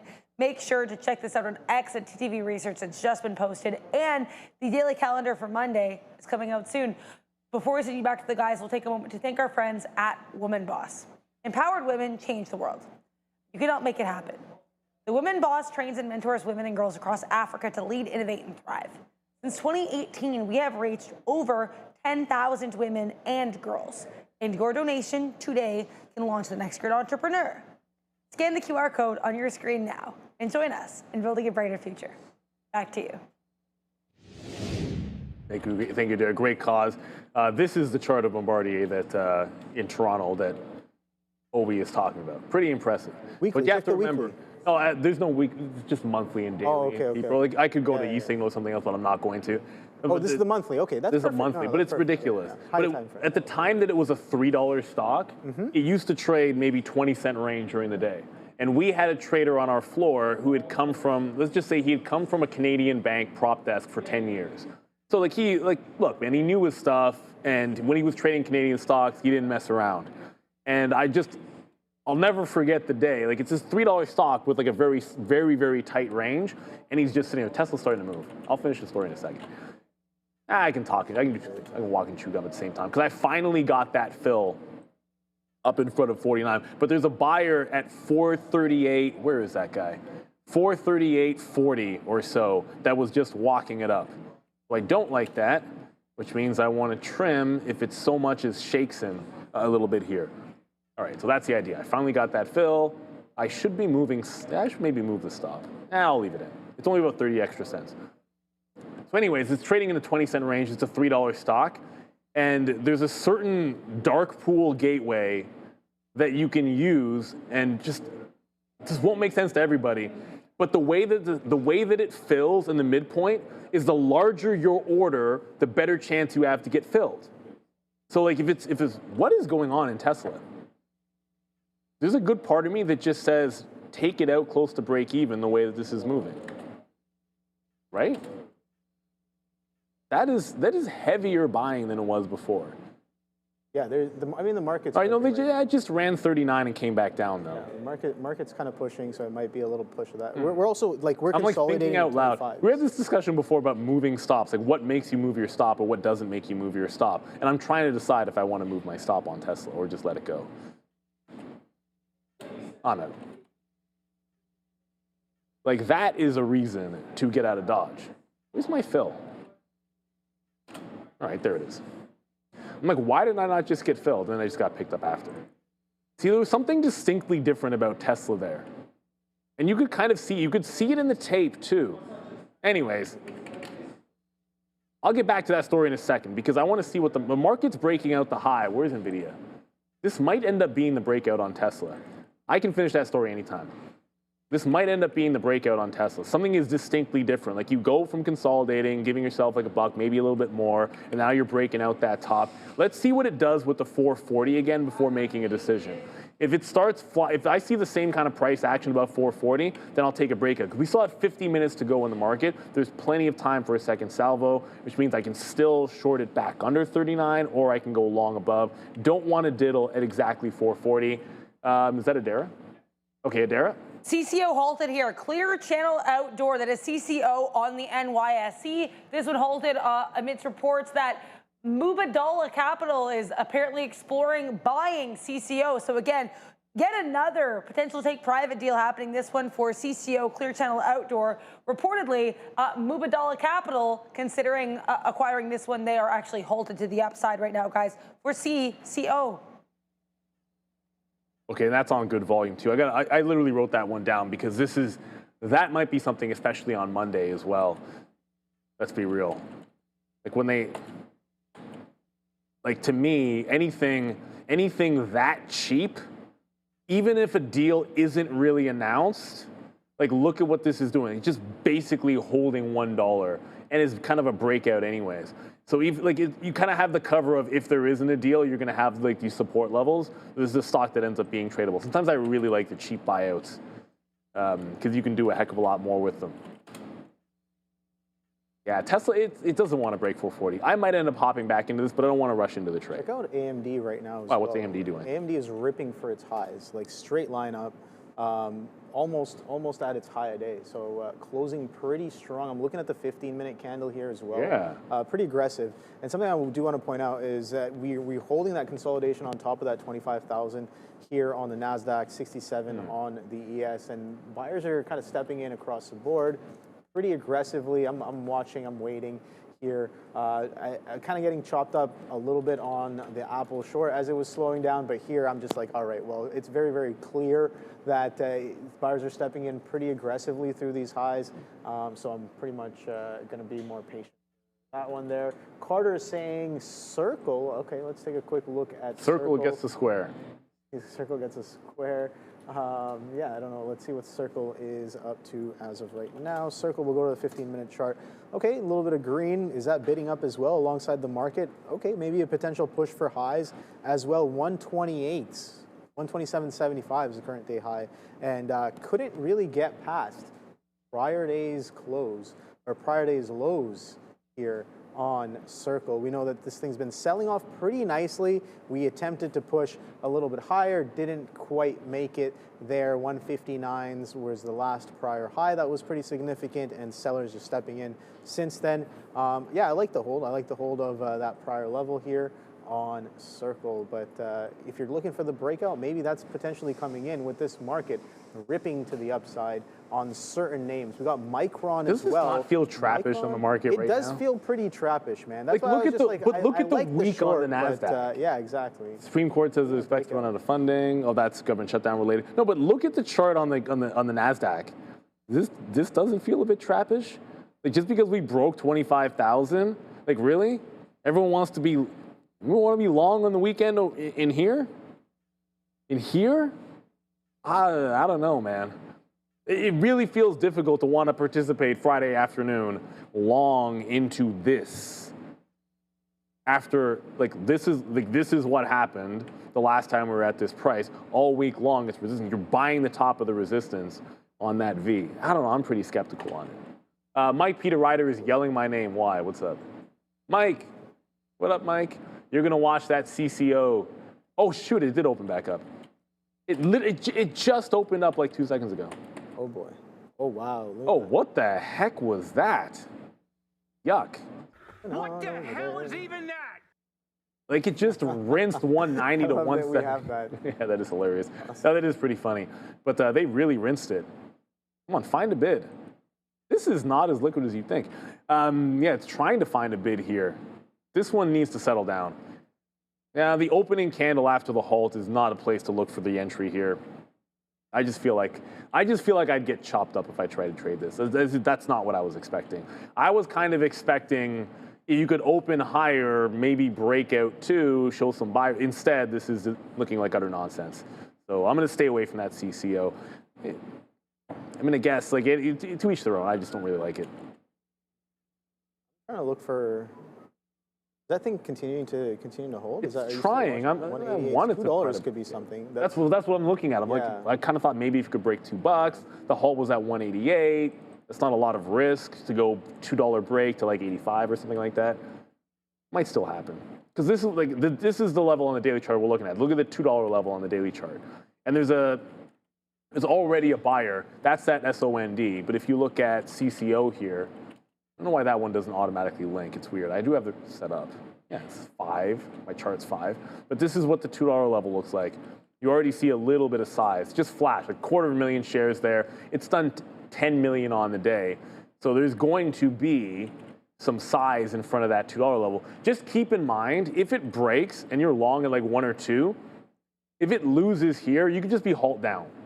So that's a hard stop. Like whatever you're putting in, it's like a risk. I'm risking 15 pennies, and I know I'm getting out if it breaks down. I'm gonna have eyeballs on this bad boy just in case. Just in case. The news being potential deal speculation. Poonam in the chat just asking about this for CCO. Just rumors right now. Those are kind of tough when it's like you don't really have a strong catalyst and it's just on rumors. That's why, again, I think that at the end of the day, price action is definitely always going to be king. And if a lot of time, if you're already looking at it and it's moving around, and you know that you kind of want to be in, but you want to be sure. If you're asking what the catalyst is, it might more often, especially for those breaking news ones, it's already kind of late. Yeah. But yeah, looking for the continuation might be the next kind of thing to do here. Yeah, breaking news trades, I think absolutely solid, but you gotta. I think in this day and age, you got to be on the algos. You got to have that stuff like automated and like ready to go. Getting some of the you got to be one of the first ones. Or you just play, or you can play the reversion. Or you can play. That's what I like. I'm just like, all right. Like, well, this is clearly bidding up. It's a little bit overextended. I'm gonna wait and be patient for like whatever it is to be done. We saw that like Google did that like twice in 1 week, where like there'd just be like some minor headlines. It was maybe a couple months ago, and it would just flash down at least a couple of bucks, and you just take the reversion. It did it twice in the same week, or it was maybe more than twice actually. I know we were actually talking about it the day Sean was gone. That's why it's coming to my mind. And so when you saw it happen the first time, well, the second time you're like, well, if it does it again, just be ready to pick it up at the prior day low, because that's where it was bouncing. That's what you can do. Sid, what do you think? Oh, I'm supposed to use the button. About HIMS earnings. Can't find you in there. HIMS earnings. I think fundamentally, I do not want to be a part of this stock. I'm just going to get that one out. And that's just me. Don't at me. What's your reason? Oops, I'm still on the monthly chart. What's your reasoning? Here we go. Because what is going on with my daily chart? Okay. See how it just all of a sudden decided to work and it wasn't before? No, I remember Steve was in this one, Steve Talman, and we were talking about this. How it was trending. And then you just get that Novo headline sort of out of nowhere where everything is going well. And I find there's a target on the GLPs right now. Yeah. And I don't think you want Like right now, do fundamentals matter so much when when this is supposed to be driven by demand? I mean, not just only in GLPs. There's other stuff too, but that's a big portion of it. And if prices are going to come down, I don't want a piece of this pie, because when I look at it from a pure technical standpoint, I'd be scared of all you know what that this is breaking down. And we already talked about this. Like I do not like that whatsoever. And when a floor like this is threatening to break, I have to really, really love a company to want to buy that dip. And I just don't. I don't know enough to feel confident about it. So unfortunately, when it comes to earnings, it's like hands off, because I think this is technical, and I'd be scared you know what list if it breaks down. But that's just me. I don't know enough about it. I'm a set it and forget it and Eli Lilly kind of guy as well. So yeah. This one ends up being a pass, and I've already said I'm looking for an opportunity to short this stock. It just hasn't really come yet. It might be next week, to be honest with you. Yeah, I liked. You know what I liked for potential. Oh, that was the other thing too. I was whining about. I wasn't whining about it. I was opining about the HIMS CEO selling shares after allegedly calling it a potential squeeze. It was this one, right, Adara? You there? I don't know. Maybe she's not there. Oh, she's not there right now. See, like usually I'd just be like, am I talking about the right thing? And then Adair tells me if I'm right or wrong. No, which was disgusting. Yeah, I mean, if you have the gall to call your stock a potential short squeeze as you are dumping a boatload of shares, jail. Jail. Like seriously, like what would happen? I can tell you right now, straight up, 100%. If I pulled stuff like that on air with YouTube, I would lose the ability to trade. The regulators should be all over that, and they rightfully should be. That's utter nonsense, man. Just, yeah, no. Anyways, that really pisses me off, because you know the average person or like the average Joe like us did something even remotely resembling that. You're done, absolutely done. You cannot do that nonsense. But if he gets away with it, I don't know. And again, I don't even know if he said that. I heard the story. I just heard the story. So whether it's true or not, I'm not even sure. But, I mean, you have these guys that, I mean, the other side of the coin as well. You have these guys that are just like, oh, you know, I'm along this stock. Who are these? I mean, I don't know their names off the top of my head, but they'll be like, oh, I'm along this stock, and it'll just run like crazy. But they've already positioned into it. Oh yeah, like well, that's almost along the same lines, kind of, right? Is it not? I think so. But at least they're speaking positively about something that they're long. There's a no, but here I think it's a different story if at least I'm saying I believe in this stock because, and you've already bought it and you're saying this is my case for it. It's like short seller reports, right? Like they're already short and they drop a short seller report, but at least that's all in the same direction. Like they're not out here saying the other direction, oh, this is a potential squeeze, you should be buying it, and then they're literally selling the stock to get exit liquidity. Like that's the height. I mean. That would be the height of that's. Is it not technically still kind of concocting your exit liquidity? At the end, that's how I see it. Regardless, I can get long, I can accumulate shares, and I can be like, hey guys, I'm along this, and it rips, and guess who I'm selling? But that's only right? That's only if you're immediately selling. I see what you know what I mean. You're still creating the exit liquidity. If you sell right away. Yeah, but if that person's like, I'm long, but I'm not selling it for a year, then you can't really blame them. But if they sell it as like literally the days after, I see what you're saying. Yeah, but like they always say they're long, but they never say when they're out. That's fair. That's fair. You know what I mean? Yeah, I just see it all as the same kind of game. It's at the end of the day, it's a market. You're going to be marketed to. And you're going to become exit liquidity one way or another if you are being marketed to or there's one way or another. I don't know. Tinfoil hat, tinfoil suit. That's how I think in terms of just pure basic transactional, you know, just shares. I don't know how to explain it. I'm not too good with my words, but the same. You get what I mean. They're marketing a position to you, and then they're using that volume that comes in to maybe prop up the trade or even exit the trade as well. So. Whatever, not good business regardless of what that is. So maybe a little bit of a pullback here. So we pulled up all the way to 52. Tesla tried to break 441. Oh boy, did it go through? Oh, it did go through. Not yet.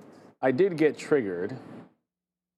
And when I say triggered, I just mean like, well, you guys know what triggered means. It means that you get like a stop fill. And then I ended up also, oh, well, I got the right price anyway. So I got 441s. What's the prior bar here? 439.76. 439.76. Well, I said I wanted to be long if it broke 441, so I'm long 441. The irony being, when it didn't feel right, that was actually a better long. Remember I was saying it's short didn't feel right here? Why am I getting back into it and then jumped out? That actually was the right space to be buying. I don't like this break. There's a certain lack of follow through happening in the tape right now, but whatever. The stop's in place, so I'll kind of let it go.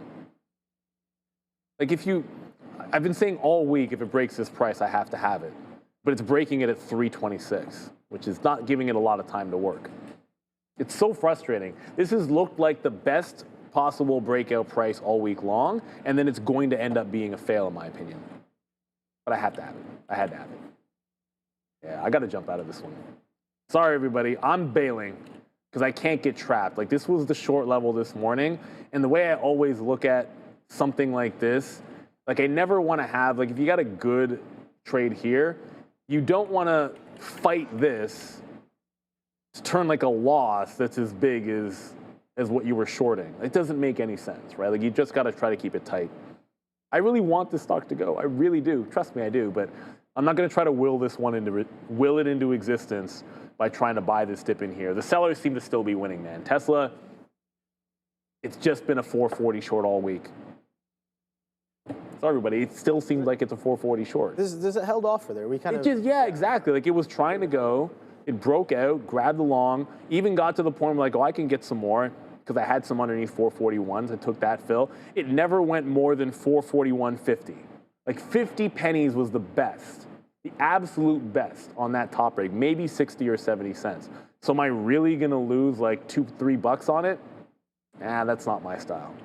Nah, I'm not feeling it. And the worst thing about this is if we end the week by failing this break, then you're almost like default bearish on Monday morning for Tesla. It's frustrating. I should have held that short earlier, by the way. When I look at a 15-minute, which you should always do, like when you're reviewing your trades or like looking back, make sure you're looking at all time frames. Because the outs this morning, if you're watching the morning show, I felt like my outs looked really good on the 3-minute chart. But then when I look back at where I was covering on a 15-minute chart, I actually didn't like it so much. Like, I feel like I should have been holding to here, and then I should have been holding to here when you look at the 15-minute chart. Like, it was just a little bit deeper of a retracement on the higher time frame. And the entry is based on the higher time frame too. So like the 15 minutes why you're getting in, the 15 minutes should be why you're getting out. Reasons to get in, reasons to get out. Like it like violates your reason to get in. That's what you mean? That's no, what I mean is I was trading, like I was using the 3-minute chart for my exits. Yeah. Like I got in here and I was like, I'm getting out here and I'm getting out off this level. Right. But the actual entry was based on resistance on the 15-minute. Right, okay. And if I look at where I should have gotten out on the 15-minute, it's a little bit deeper and a little bit deeper, like right into here. Like it's 431, and then it's like first exit right in here at 437. Like the first exit only, it's like $1 difference, but the second one, that's like a $5 difference. And that's, if the trade's based on the 15, then the trade's based off the 15. If the trade's based on a 3-minute, then the trade's based off a 3-minute. Is there news on MindMed? It seems to going squeezed. I think I don't have any more of those shares. I think it's, I know for sure, Michael Noss owns shares of this. 99.9% sure. I know I used to own shares, which would probably be cool if I still did. I'm certain I sold at a loss though. Anything? Yeah. As far as I know, there's no news on this though that I could find. Just like a pure squeeze. Lee's like I've been in MindMed over 2 years. I was in it for a while, and then just took the hit eventually. And then of course eventually they go, but you know, sometimes you have to give it up. It's a little bit much for no news because the volume's increasing as the day is going. That's why you got to figure there's news on this thing, right? I don't like trading blind, and I'm still looking at Tesla. I don't want to overtrade. It's 3:30. Let me give a quick look. What do we have for imbalances? Oh, early look on HIMS, 2.5 million to sell. Early look on HIMS, FNB. That's 4.7 million. That's rather large. That's a huge size for FNB. That's 1/4 of the daily volume. It's more than 1/4 of the daily volume in sell and balance there. GDX, ETFs don't really matter. What else we got going on? Not that they don't matter. It's just that imbalances on them have to be really, really big. So yeah, really it's just FNB and HIMS for the early look imbalances. HIMS sell imbalance, 2.5. FNB is a buy. I'm not really moving off of that, but I'm going to watch that FNB. That's a lot of volume. That's a lot of volume for that. In any regional, if a regional bank has a massive imbalance today, you got to pay attention. Yeah, I think so, especially with what's been happening with them over the week. But you're saying, what are we seeing on them? FNB. I'm curious to know what KRE is up to. A quick look. Decent rebound on KRE today. Yeah. So yeah, a bit of a reversion happening there. I want to pull it up on a chart to show you guys at the same time. There it is. So I was looking at IONQ a little bit earlier, just looking at potential backsides on the bigger picture. But yeah, KRE. Let's see what that's been doing on the day today. Strong sellers yesterday. We talked about about a 50% reversion of prior day's action in the pre-market, pretty much sideways on the day today. So nothing too crazy. Bit of a VWAP chop here, attempting to push a little bit higher coming into the end of the day. Tailwind maybe, but kind of doing its own thing here on KRE. But yeah, maybe something to watch out definitely on some of these imbalances if it does show up. Let's take a quick look at some of the stocks that have been doing some significant volume on the day and see how they're ending off. Now let me know if you guys have been trading these or participating in any of these. Could be interesting as well, just to figure out how many of you are actually involved in the top volume leaders. So BitF, strong selling yesterday. I know a lot of people were talking about this and it pukes into the pre-market as well. That's pretty interesting. Nvidia of course, eyes on Nvidia. Interestingly enough, coming into a bit of a level here, we attempted to break this trend. This breakout was quite nice, flushes right back in the next day, and then kind of just reclaiming. So was this a false break of this downtrend? That's what I'm thinking. Maybe, I don't know, but this right away is looking like maybe a potential area for supply to step in once again, as it did on Tuesday, as it did on Wednesday. Does it do it on Friday? We didn't quite get up there yesterday, kind of a consolidation day, but we're pushing up into it going into the end of the week. Bit of an interesting look, I think. I forgot that was even in there, but okay, we'll see if that holds any sort of significance. I'm going to keep my mind on that as well. BBAI, a bit of a downtrend going into the end of the week as well, and that's been doing okay. So more in terms of okay, I just mean kind of pulling back into some prior levels and holding this $7 level from the pre-market as well. That was a prior level you can see on Monday or last Friday with that solid down move. That was pretty aggressive as well. Intel kind of pushed up all the way up to its highs. I had the reversion here back down to VWAP. Hasn't really done much since. Bit of a sideways chop, but you can see in terms of a higher time frame, we're kind of in this range. So we attempted to break out of it. We broke all the way down, kind of reclaim and just holding this area here, 38s. Buddy's at 38s to 40s. You definitely have to lift if this is wanting to look a little bit higher. I'm watching the structure build. I know you're in the Intel as well, and oh boy, has that one been a game of patience. Definitely a game of patience. Long term. No questions asked. But you know what, everybody? I haven't said it in a while, but it's still true. eSignal is free for a month. Free, F-R-E-E. Get a professional charting platform which allows you the ability to customize, adapt your own trading style, back test, forward test, API access, any market you can imagine. It's entitlement based as a system, so you can add and subtract what you want. You don't want to look at level 2? You don't need level 2. Fine, you only trade on the chart, you don't need that. Fine. You can attach to over 30 brokers and trade directly through the platform. I can look up my monthly chart. I can look up a 5-second chart. I can do tick replay on it. So scan the QR code you see out in front of you. It's a great opportunity, all in one platform with reliable data. And the first month is going to be free. And I can do double duty as well because I'm literally going to use my eSignal chart to answer this question. And Sam, I hate to tell you this, but it's exactly the answer I gave before. I am not ready to buy Lulu. And the last time we talked about this, on a monthly chart, on the monthly, it's double tapping the 200 period moving average. But the month has not closed. If this breaks the 200 period moving average on the month, I don't like it. If it holds, I do like it. So there's still 2 weeks to this. There's still 2 weeks for this candle to close, and even set something up for next month. So if I do buy Lululemon, it will most certainly be with confirmation of a buy month after here. So at best, November, possibly December. It could easily be next year. I'm just willing to be patient with a falling knife. Like, look at how many months in a row this has been to the downside. So not yet. I am a very patient trader. That's just how I roll. I believe no position is a position. Let's go to Adara.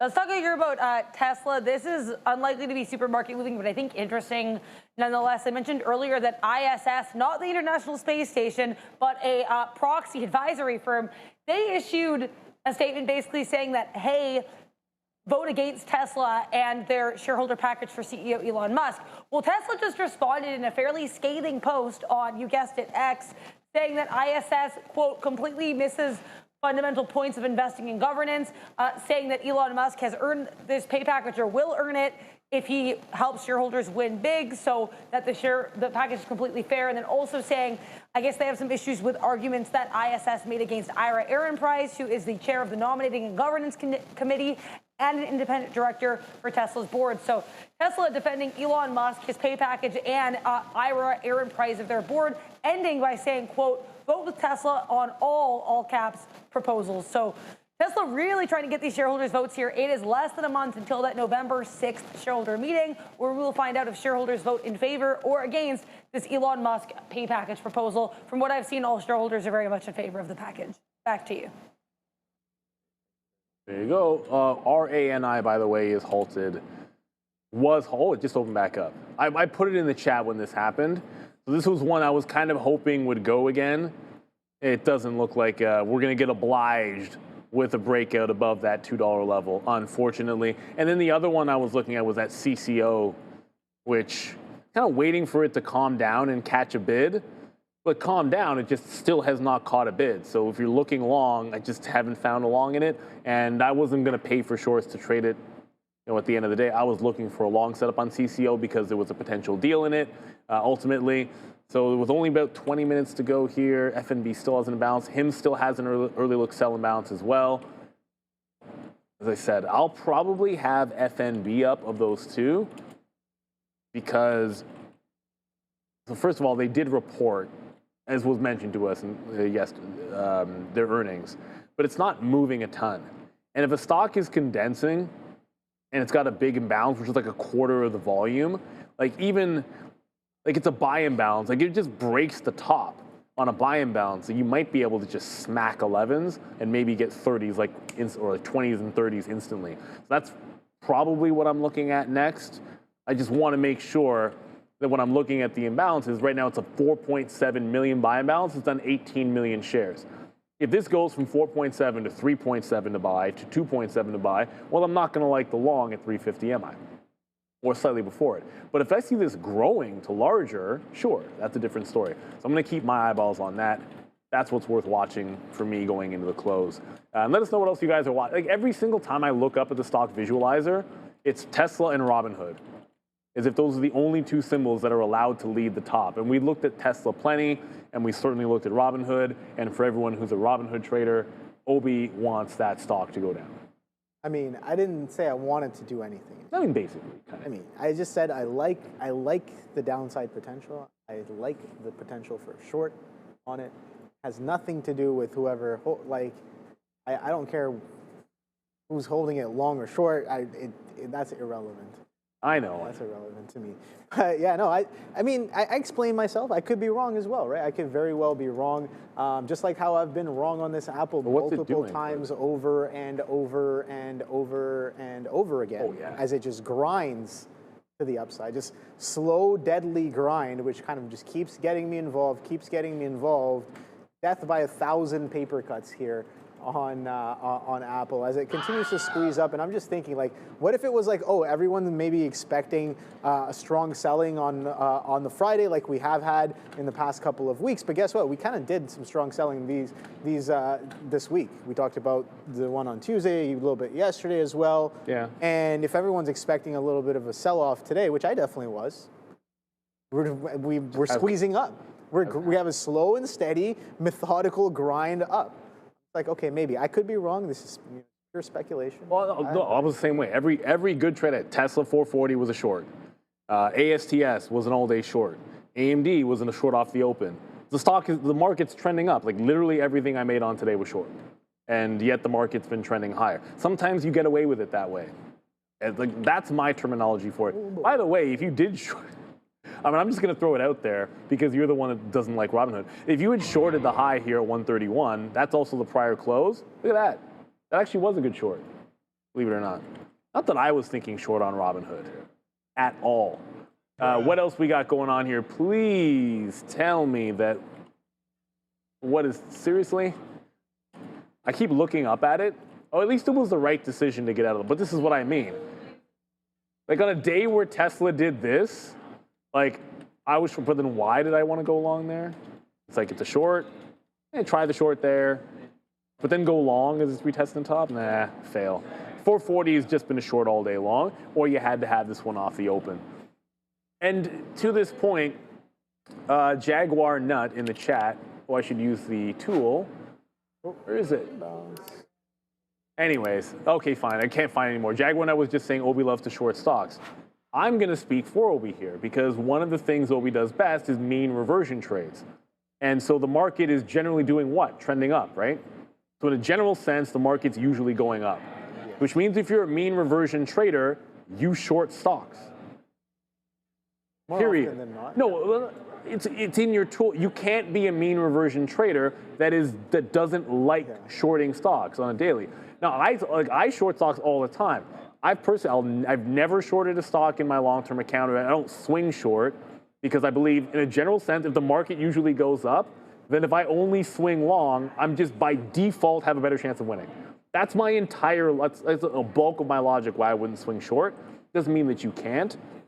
I just feel it's a lot easier to find swing longs than it is to find swing shorts. So I do the thing that's easier to me. But if you're mean reversion, you have to go short sometimes. I mean, here's otherwise, the thing. what It depends on where you're looking, right? Like for some swing shorts, like you have these runners that literally pop up 400, 500, 600, 700%, waving at you, being like, "Hey, I am overextended." Those ones are, you know what I mean? Yeah, I understand, like, but like when everything is all is said and done. But those things you have to. When everything's all said and done, the backside on those are actually absolutely beautiful. I just don't want to be I don't want to short that on the first day. Yeah. Like, No. First day shorts, absolutely. The stories that I've heard, what was that last one a couple of weeks ago that went absolutely ham? For a couple of, it was they just said they're doing one of those like treasury, whatever coin treasury, and it went ham. Like There's been so many. I can't say the specifics because it was kind of said in confidence, but let's just say that I found out from somebody that I know in the markets that there was one dude who was so in, and I remember we were talking about that stock, and I found out after market when the stock was going nuts, like 300, 400%, and we're like, where is the top? Where is the top? And it was like a 180 top, and so I was like, this might be the top. There was a dude who was a friend of somebody we know well who was short the boat, millions.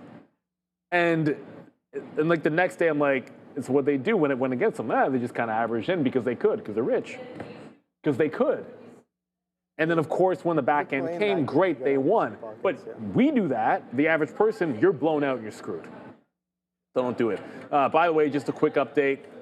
FNB, that 4.6 ends up shrinking. So this is going to be a nothing burger. I'm not punching long. I wanted that to grow going into 350. It did not. Did the absolute opposite. However, what were we just talking about? I was just talking about all those crypto, whatever, treasury plays. And then BMNR has a 2 million sell imbalance as well. So I'm now looking at BMNR for potential 350 play. I just realized if it's a sell imbalance, I don't even know if we can short this.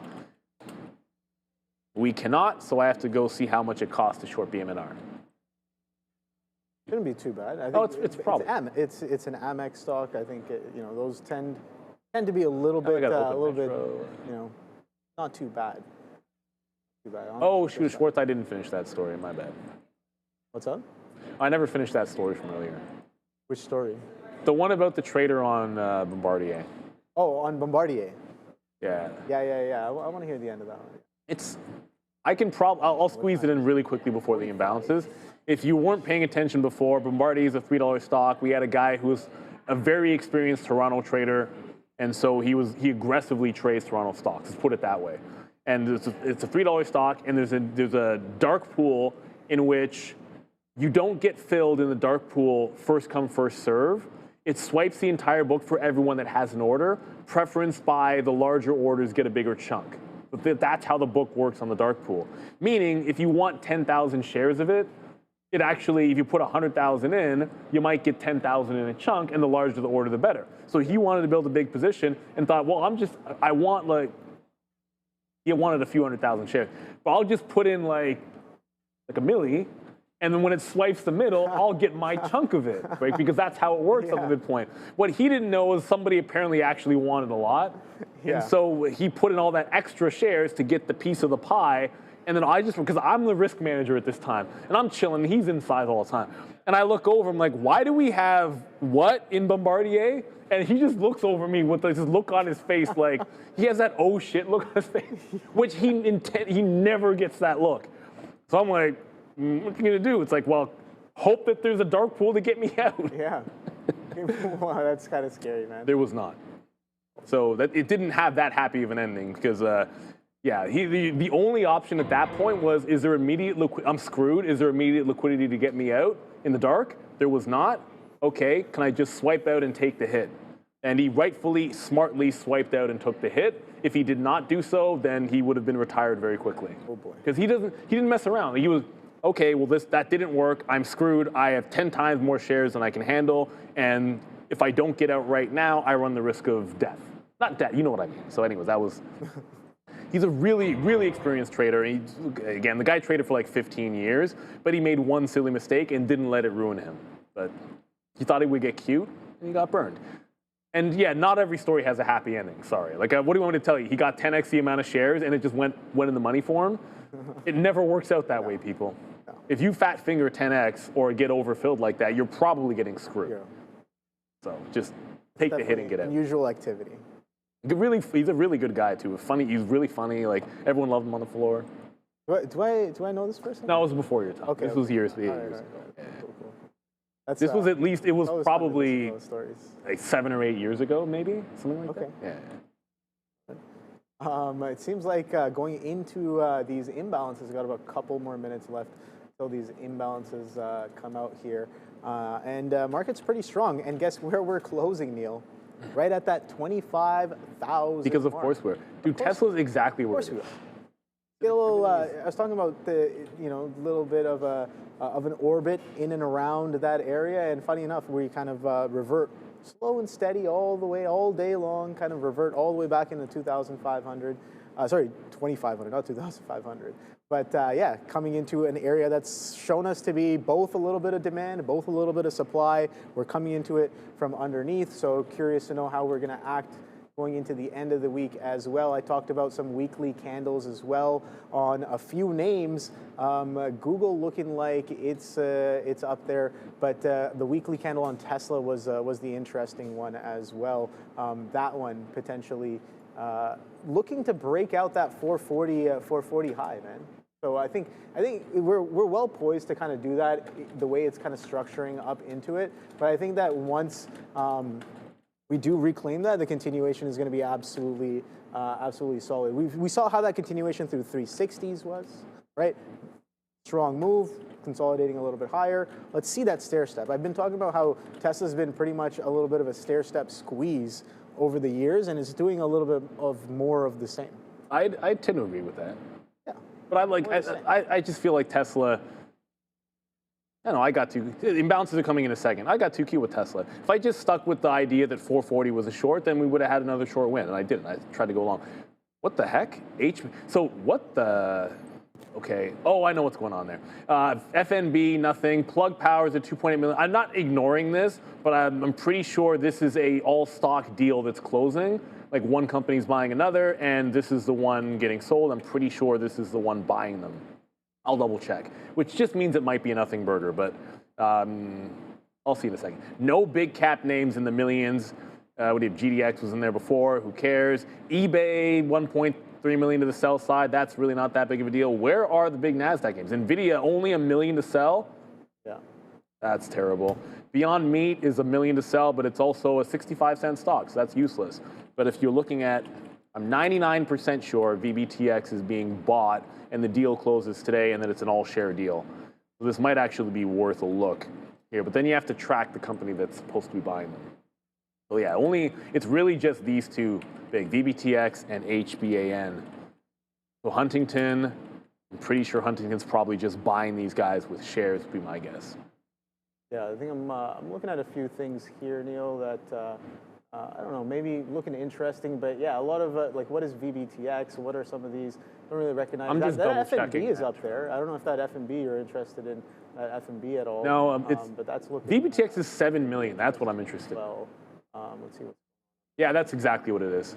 Huntington is acquiring Veritex. It is 100% shares. So you get 1.95. So in theory, that just might end up like one's a buy, one's a sell, which is exactly what it's supposed to be, which a lot of times means it's not going to move because there's an obvious arbitrage trade if it goes haywire. But on the off chance that VBTX does pop, I'll have it up. If I see this pop for no reason, then maybe there's a short going into the close. Come on. Does it finally fall? Come on, dude. Nice. I was sizing so aggressively. I don't know if you were watching me. Oh, I was getting a little chopped up, and I was getting pretty aggressively sized. I'm just like, I don't know. Like I said, I didn't really trust that bid, but it seems like it's coming in pretty nicely here as we pull back in on the Apple. So interesting stuff. Yeah. I guess sometimes I had to try so many times, and I was too aggressive with it. Oh boy, there it comes in. Is Apple even? Apple was a sell imbalance. I saw that happen. It was. So wow. Okay, here we go. That's potentially coming. I don't think it was very big. Why did I not have? I mean, here's the thing. The higher it goes, we talk about how the EV kind of is better, but I did the mistake of kind of sizing. I got pretty aggressive into 52 halves, I would say, a little uncomfortably aggressive, but I was keeping it tight. You can see I got stopped out, boom, boom, boom, boom, boom, boom, boom, and then finally kind of catch a little bit of a thing going into those imbalances. Tight stop once again, right? Tight stop going into imbalances because I don't know if it's going to come in and wipe the highs there, right? And if it does wipe the highs, it could get pretty aggressive at the same time. So had to stop in, happened to work out. 250, where are we at? 253.20s all the way down to 252.20s going into the close here. But I think the fact that I chopped myself up, way too much, unnecessary, right? Unnecessary. I gotta another thing is sizing up as it goes as well, right? If you're gonna do mean reversion, one of the things with mean reversion is, yeah, the EV does get a little bit higher the further it pushes. And so you have to leave yourself a spot. Yeah, exactly. You have to leave yourself risk. Leave yourself risk and to a actually spot have the top. and be able to size up even more. The higher it goes against you, potentially, you're going to be. But that's why I only use trend breaks. It's difficult. Because I use trend breaks and false breaks because I'm always overly trying to not be in on the way up. Yeah, that's fair. Because I detest averaging it. I hate averaging it. I don't like it. Yeah. Some traders. No, I didn't average in. I was just boom. I know, but like, say get in, get out, get in, get out. Well, that's I was getting in do. everything on that one hit. That's what I did that day on DWAC. Yeah. And I'll never forget it. I did it 27 times, and then it just eventually worked. You played you played CCIV the day it off open as well, right? CCIV. Or was it you know what, DWAC? I think I remember that DWAC trade because there was a parabolic day up. No, that was Kodak. Oh, Kodak. That was my probably best overnight swing trade ever.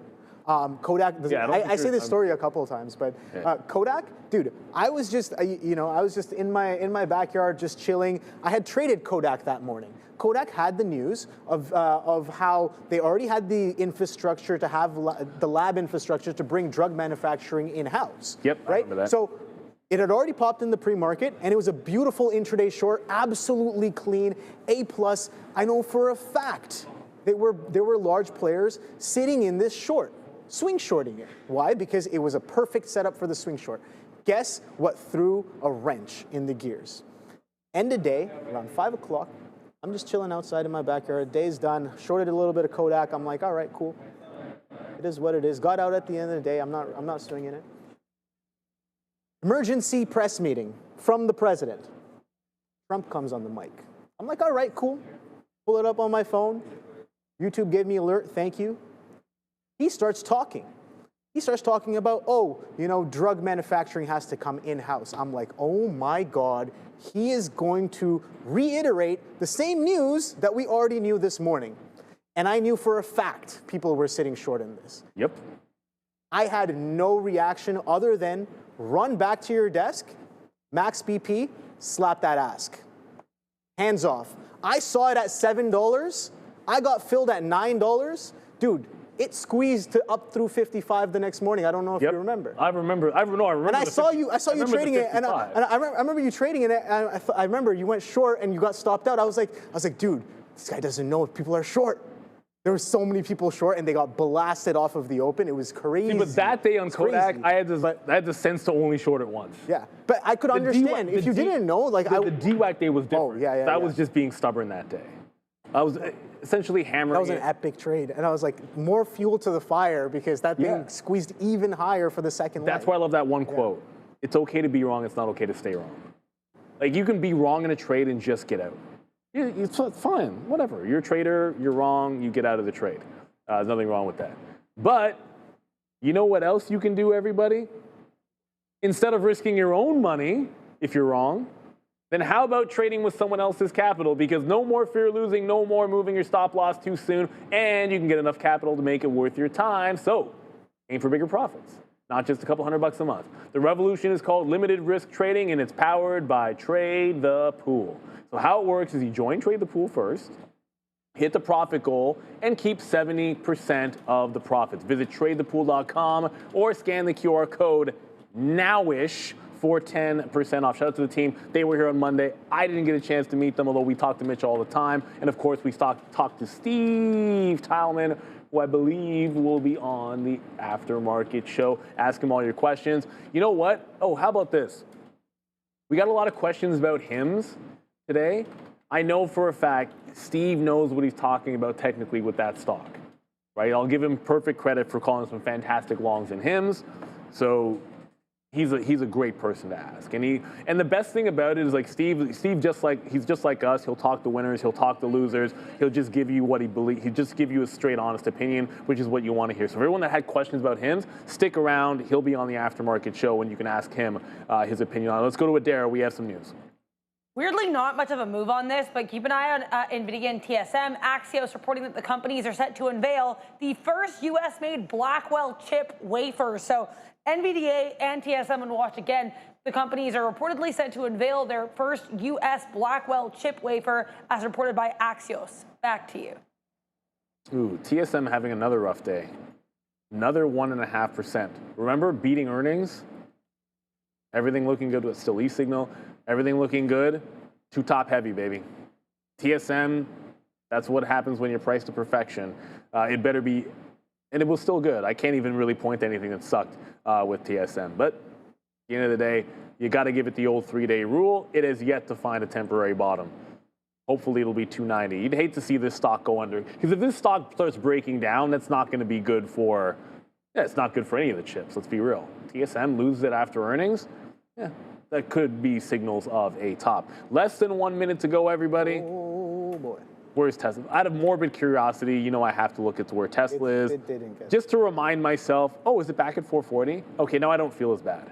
Oh, sorry, I'm looking at the wrong one. I don't feel as bad because it never followed through to VWAP anyways, but I still should have shorted that. We all know. 440 ended up still being a short. Right, if it was a short in the morning and it was a short in the afternoon the first time, should have been a short the third time through. So 1 for 3 on Tesla today. Sometimes that's how it is, but it's always time for the countdown on a Friday here. And it's also 2 hours till the Blue Jays beat the Mariners for the third time in a row. We're ringing that closing bell. Wait a bell. Yeah. And that's right, I said it. Apologize to. No, I don't apologize to any Mariners fans because I'm a diehard Blue Jay fan. There's no Blue Jays here. I'm also a diehard Buffalo Bills fan. They're on the bye. That sort of is what it is. I hate to say it, but this ends up, I know it's not the most exciting close in terms of price action on the overall market, but guess what? We didn't sell off in the afternoon. The Nasdaq's up 0.6%. It's underneath 25,000, unfortunately, but considering what happened in the afternoon most days or at some point during the day, this is a pretty good relief rally day. So I don't know what this means for next week. I kind of feel like I'm still feeling a little bit bearish in a general sense. That worked out to a point if you picked your spots today, but overall, pretty solid upward trend for the Friday as all. Thank you, Obi, obviously for filling in for Sean. Gia had a tournament this weekend. That's why Sean's on it. He'll be back next week. But you don't have to go anywhere. As I said, Steve Tomlin's going to be on the aftermarket show, and you can ask him about HIMS. I know he knows a lot about that stock. Without further ado, let's take you to the desk, everybody. Your market recap show ready to start now. Great weekend. Hi guys, welcome to the Trader TV Live Market Recap. I am very jazzed to be here with all of you today to wrap up what has been a pretty exciting week, I feel, of trading. We had that big drop yesterday, then today the market's like, what? Bank concerns? Loans? Who cares? And then just came right back up. So we're going to start here by getting into these headlines of the day. And I do want to remind you guys, if you have questions for Steve Talman, do please leave them in the chat. You can just tag me at Adara LaPage. I'm going to drop a message right now so you guys can all find my tag in the chat. So there you go. Make sure to tag me for any questions you have for Steve Talman. We'll bring him in about 15 minutes or so, and really jazzed to have him on there from Trade the Pool, who visited us in studio earlier this week. So what a week it has been. Let's get here into these top headlines, though. Bitcoin tumbling at least earlier in the day here. Let me check the chart to see what it did right now at the end of the day. But Bitcoin just symptomatic of what the whole market was doing yesterday and earlier today on some concerns here with bank lending. We know some of these regional banks or banks in general, including Zions Corp, which reports next week, Zions Bank Corporation, they're basically saying that there could be some bad loans. Jefferies also having an issue here. Jefferies with their First Brands breakup catastrophe, for lack of better terms. Jeffrey saying, hey, this business basically defrauded us.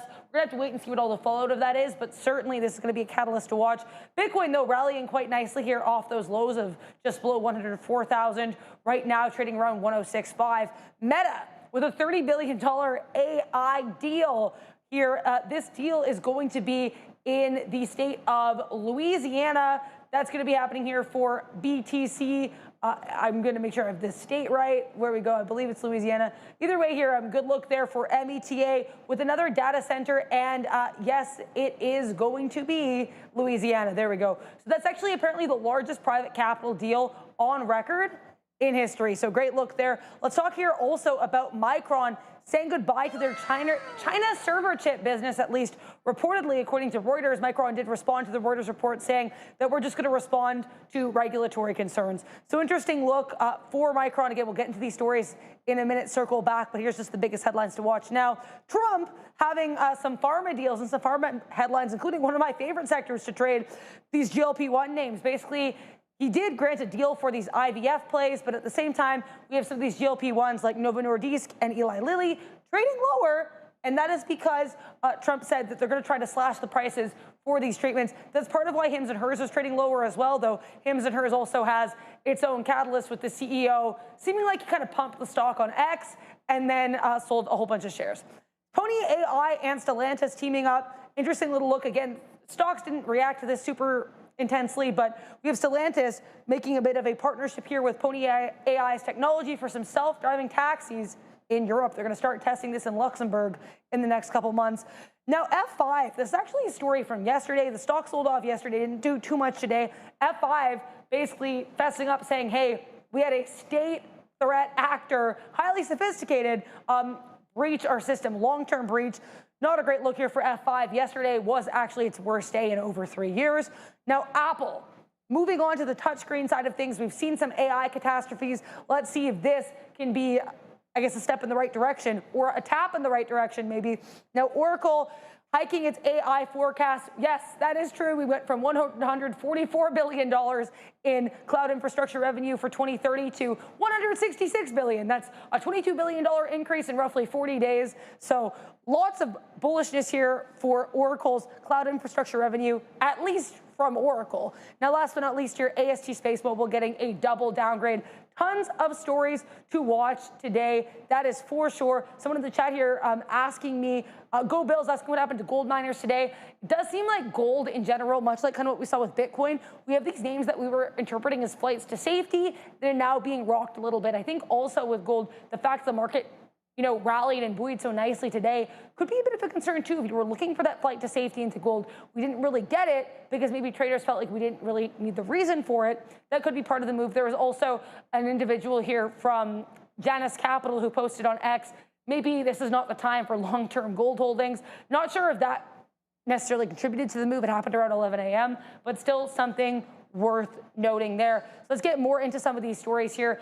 BTC and these loans, right? We talked about this with both what happened with Zions Bank Corporation and Western Alliance saying, hey, we have some bad loan issues. Now, Zions actually reports next week. So I'm really curious to see how those earnings fare, especially with this catalyst in mind. But Bitcoin just dropping with the rest of the market. Obviously, bank loans are not something that is going to impact Bitcoin specifically. But again, this whole concern of flights to safety, that's where that's going to matter. Now let's talk a little bit more about Meta and its big AI deal. And this is one that I kind of said here on the show as well. I think with META or in the midday story, I think this is less of a story for Meta and more of a story for these utility plays. At least that's usually how it is for this type of story. But yeah, they're finalizing a $30 billion financing package for a Hyperion data center in rural Louisiana.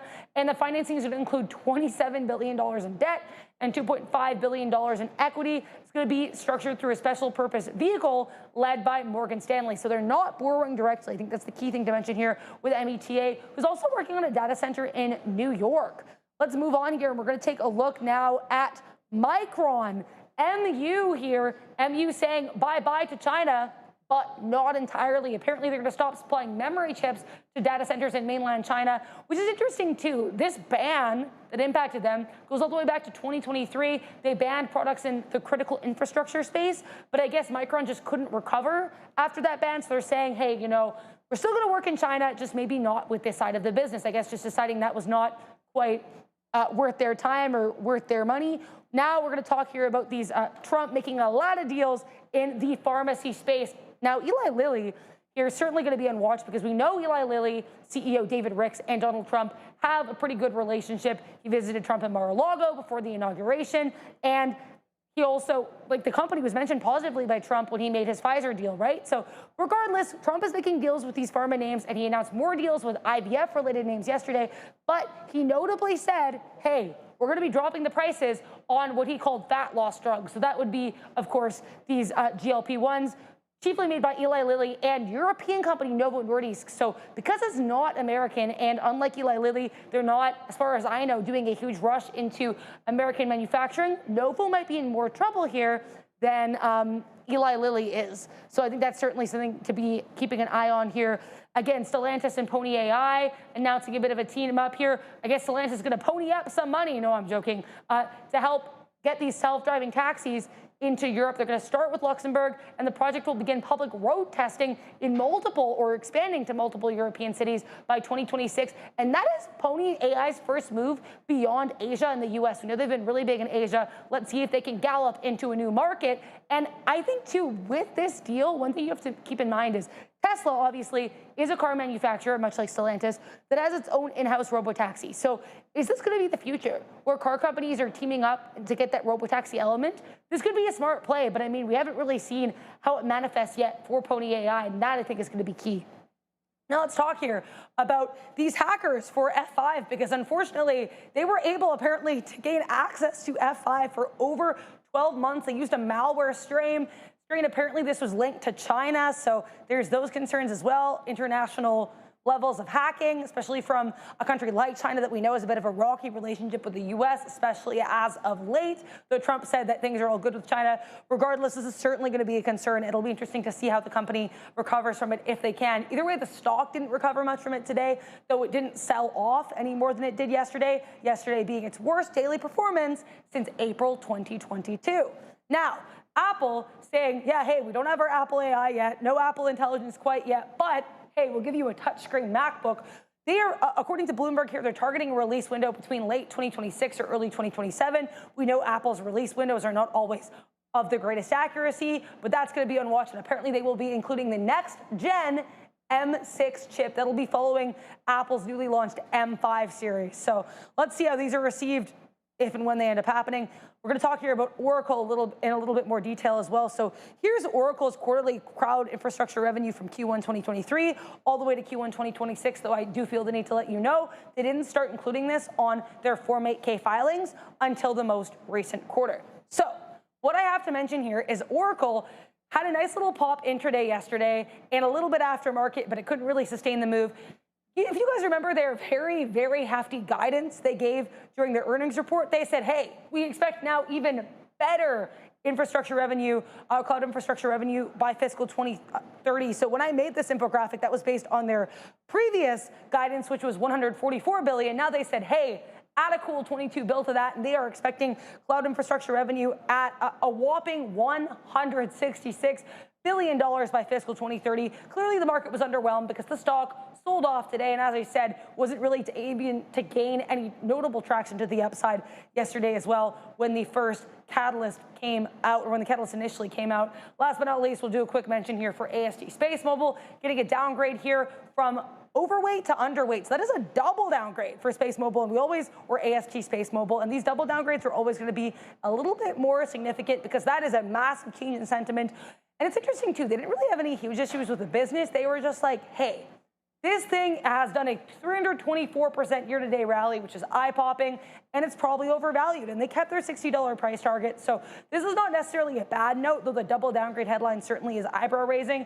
The other thing on watch here, IBKR earnings, and they were not the only company to report earnings. AXP day one, ALLY or Ally Financial, they had day one earnings as well, and Schlumberger SLB. But either way, Interactive Brokers, despite a really solid report, was just not able to gain any traction to the upside and was pretty weak today. Thank you guys so much for joining us here in the chat. And again, get those questions down for Steve Teilman and tag me. I apologize, I can't look at the chat too much here because I'm trying to keep everyone excited and everything running here. So tag me with questions for Steve Teilman. And also, you know what, if you have any questions for me or anything you want me to look at here or talk about, any stories, specifically with the news that you're curious about or that you want a little bit more info on, please let me know. I think next week should be a really interesting week too. I'll start teasing that for you guys a little bit because we have Tesla earnings after the bell on Wednesday, and Netflix, a really fun intraday trading name if you like more expensive tickers, they'll be reporting if you go all the way over to Tuesday. So we do have some big tech names, and then Intel, which is actually, as of late, had a really nice run to the upside. Shout out to new CEO Lip-Bu Tan. They're going to report on Thursday night. So quite a few tech names. And then Tuesday morning is going to be a pretty good earnings day as well. But that's going to be more pre-market and also names that are not seen as huge for day trading. For example, GM, GE. We're going to have Philip Morris. We're going to have our defense plays, not Boeing, but RTX and LMT. So I think Tuesday should be a pretty interesting one, maybe for the long term. But if you're looking for some intraday plays, Wednesday after the bell with Tesla and Thursday after the bell with Intel, those could certainly be things to keep an eye on here. We're about to welcome Steve Teilman, so get ready for that in a second here, guys. And again, make sure if you do have questions for Steve, let me know so I can ask them on your behalf, because that's what we do over here on Trader TV Live. As Sean always says, you know, we're the people's traders, we're the people's hosts, and we are the people's show. But what else happened this week? I mean, I think quite a lot too, right? I think one thing's going to be interesting going forward is this relationship with the U.S. and China, because that was maybe one of the biggest things that we had on watch this week, right? You know, even heading into this week, last week, Trump announces these 100% tariffs on China after the bell. Then he kind of walks them back. Then on Wednesday, we had that market drop, which was helped in part by the fact, and when I say helped, I mean, encouraged to the downside in part by comments coming from Scott Bessent, who said, hey, we're urging the World Bank to stop supporting China. So this China talk has been super back and forth. We'll have to see if that continues next week, though. As of the end of the week, Trump said, hey, we think things are going to go well with China. That's going to be give note. In a minute, we will get Steve, excuse me, and again, put those questions in there because we want to make sure we're covering everything for you guys. David Treziak talking about Tesla. Tesla guide better be sparkly or tank. I think Tesla often, you're right, is saved by its guide because we know these shareholders really love Elon Musk, especially the diehard Tesla shareholders. So if Elon Musk kind of teases any type of product or any new launch, new event, I think it'll probably be a great look for TSLA. That's certainly something to be aware of here going forward. That is absolutely for sure. We all survived the great cooking oil crash of 2025, says Mike Peter Ryder. If anything, cooking oil actually initially went up, right? Because of that cooking oil post. But you're right, the market crashed, and I forgot about that cooking oil post. That's how long the week's been. Long story short, as part of his back and forth with China, Trump said, hey, China's not buying our soybeans, so we're not going to buy their cooking oil, and maybe we'll change other parts of their trade as well. But now we are very pleased to welcome our good friend from Trade the Pool, Steve Tileman. So we're going to bring him in for a Trader Talk. I don't have the button, but we're still going to be here talking to traders. Steve, how are you doing today? How's the week been? And thanks for being here with us. Hey, Dara, thanks for having me. I'm doing well, but you hit the nail on the head. It has been a long week. We survived the crash, though. Yeah, it's certainly a huge week. So what were you watching this week, Steve? What were some of the best trades or missed opportunities that you've kind of fell into? Oh, man. So this week, I'll be completely transparent. Last week, I got shaken out of a lot of my positions. My stops got hit. I was in a lot of different trailing positions that were doing well, and I kind of had one foot out the door already. So I accumulated a lot of cash, and I've been buying again because I think the meta is to buy these Trump dips, and it seems like it's working.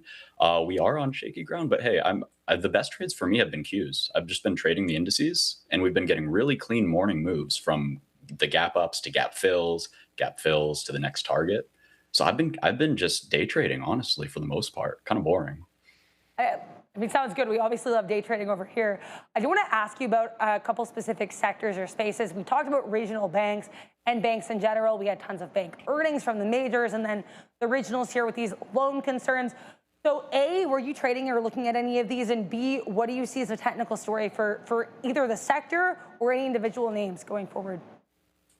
Absolutely. So I've been hearing the buzz on KRE on these regionals. I don't have any particular names. I haven't looked at the sector. It's going to be on my watch list. Going back to old favorites, they look like they're getting taken to the taken down pretty hard there. So I think that for me personally, I'm going to be starting off with just the sector. It looks like it's trading back into pretty good support. We have the 50% pullback.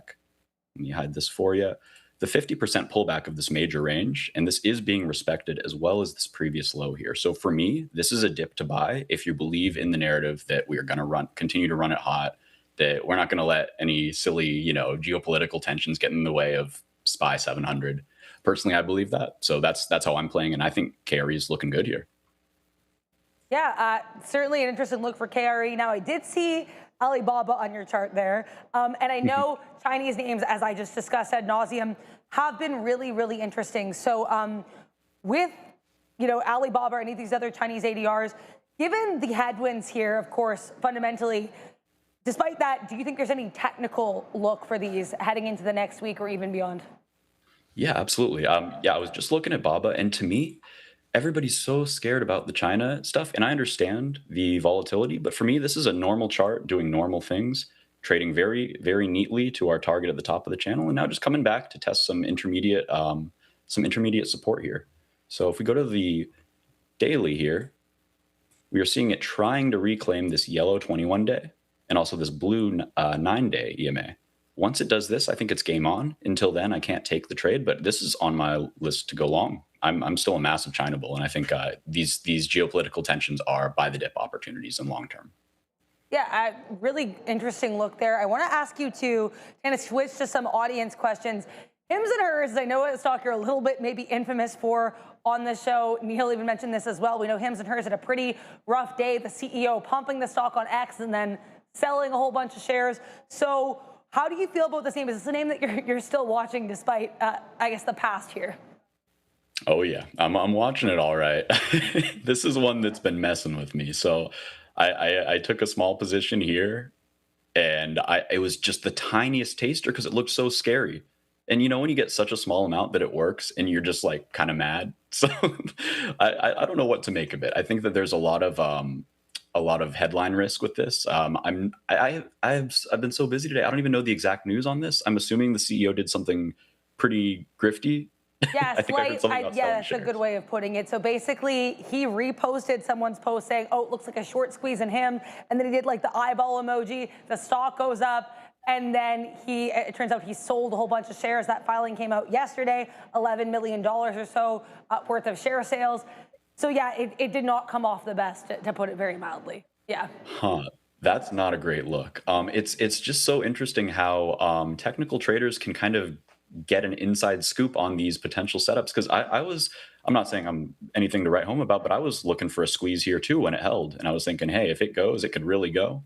I was thinking we get this 65 handle or so, and we did just about get it. So it was a crazy headline that provided the catalyst, but I think that story was that tail was already on the tape in this consolidation. So it looks like we got the fake up and now the down. Now let's see if it holds this pennant or this new low here. Because if so, I'm a buyer.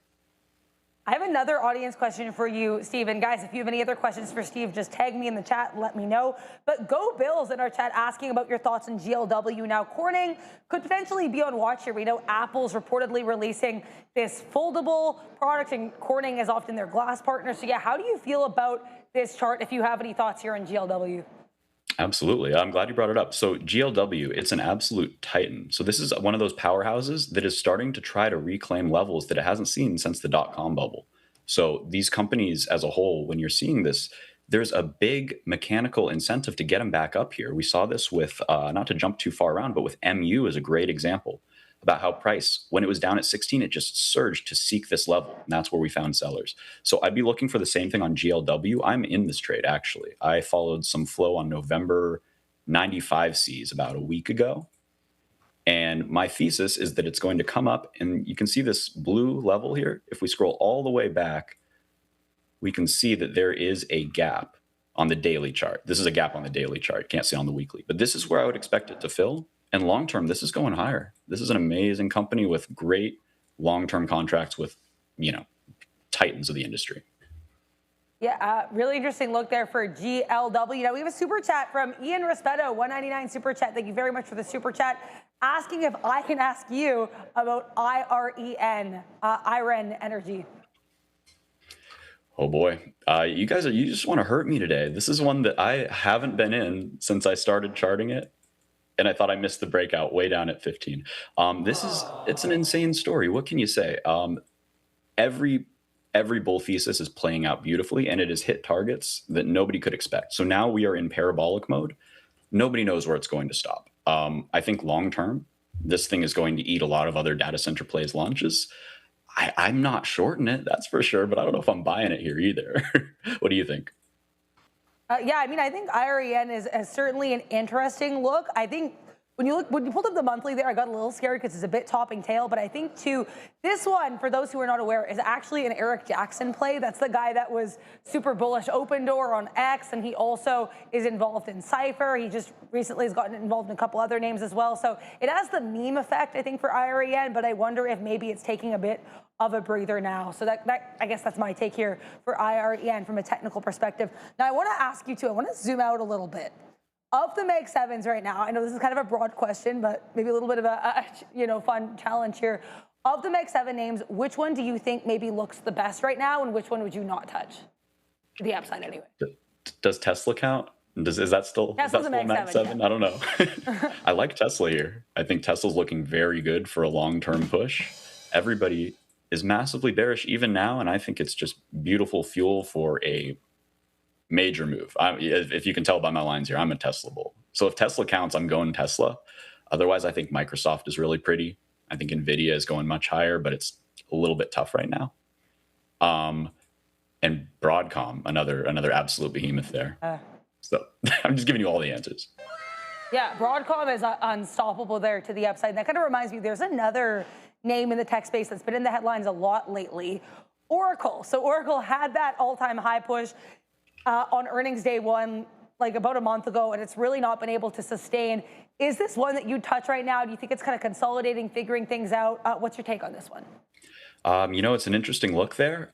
Just going back and looking at old lines, I drew a fib on this gap up, and it's holding this 50, but not very strongly. You don't like to see this kind of surge up and get rejected.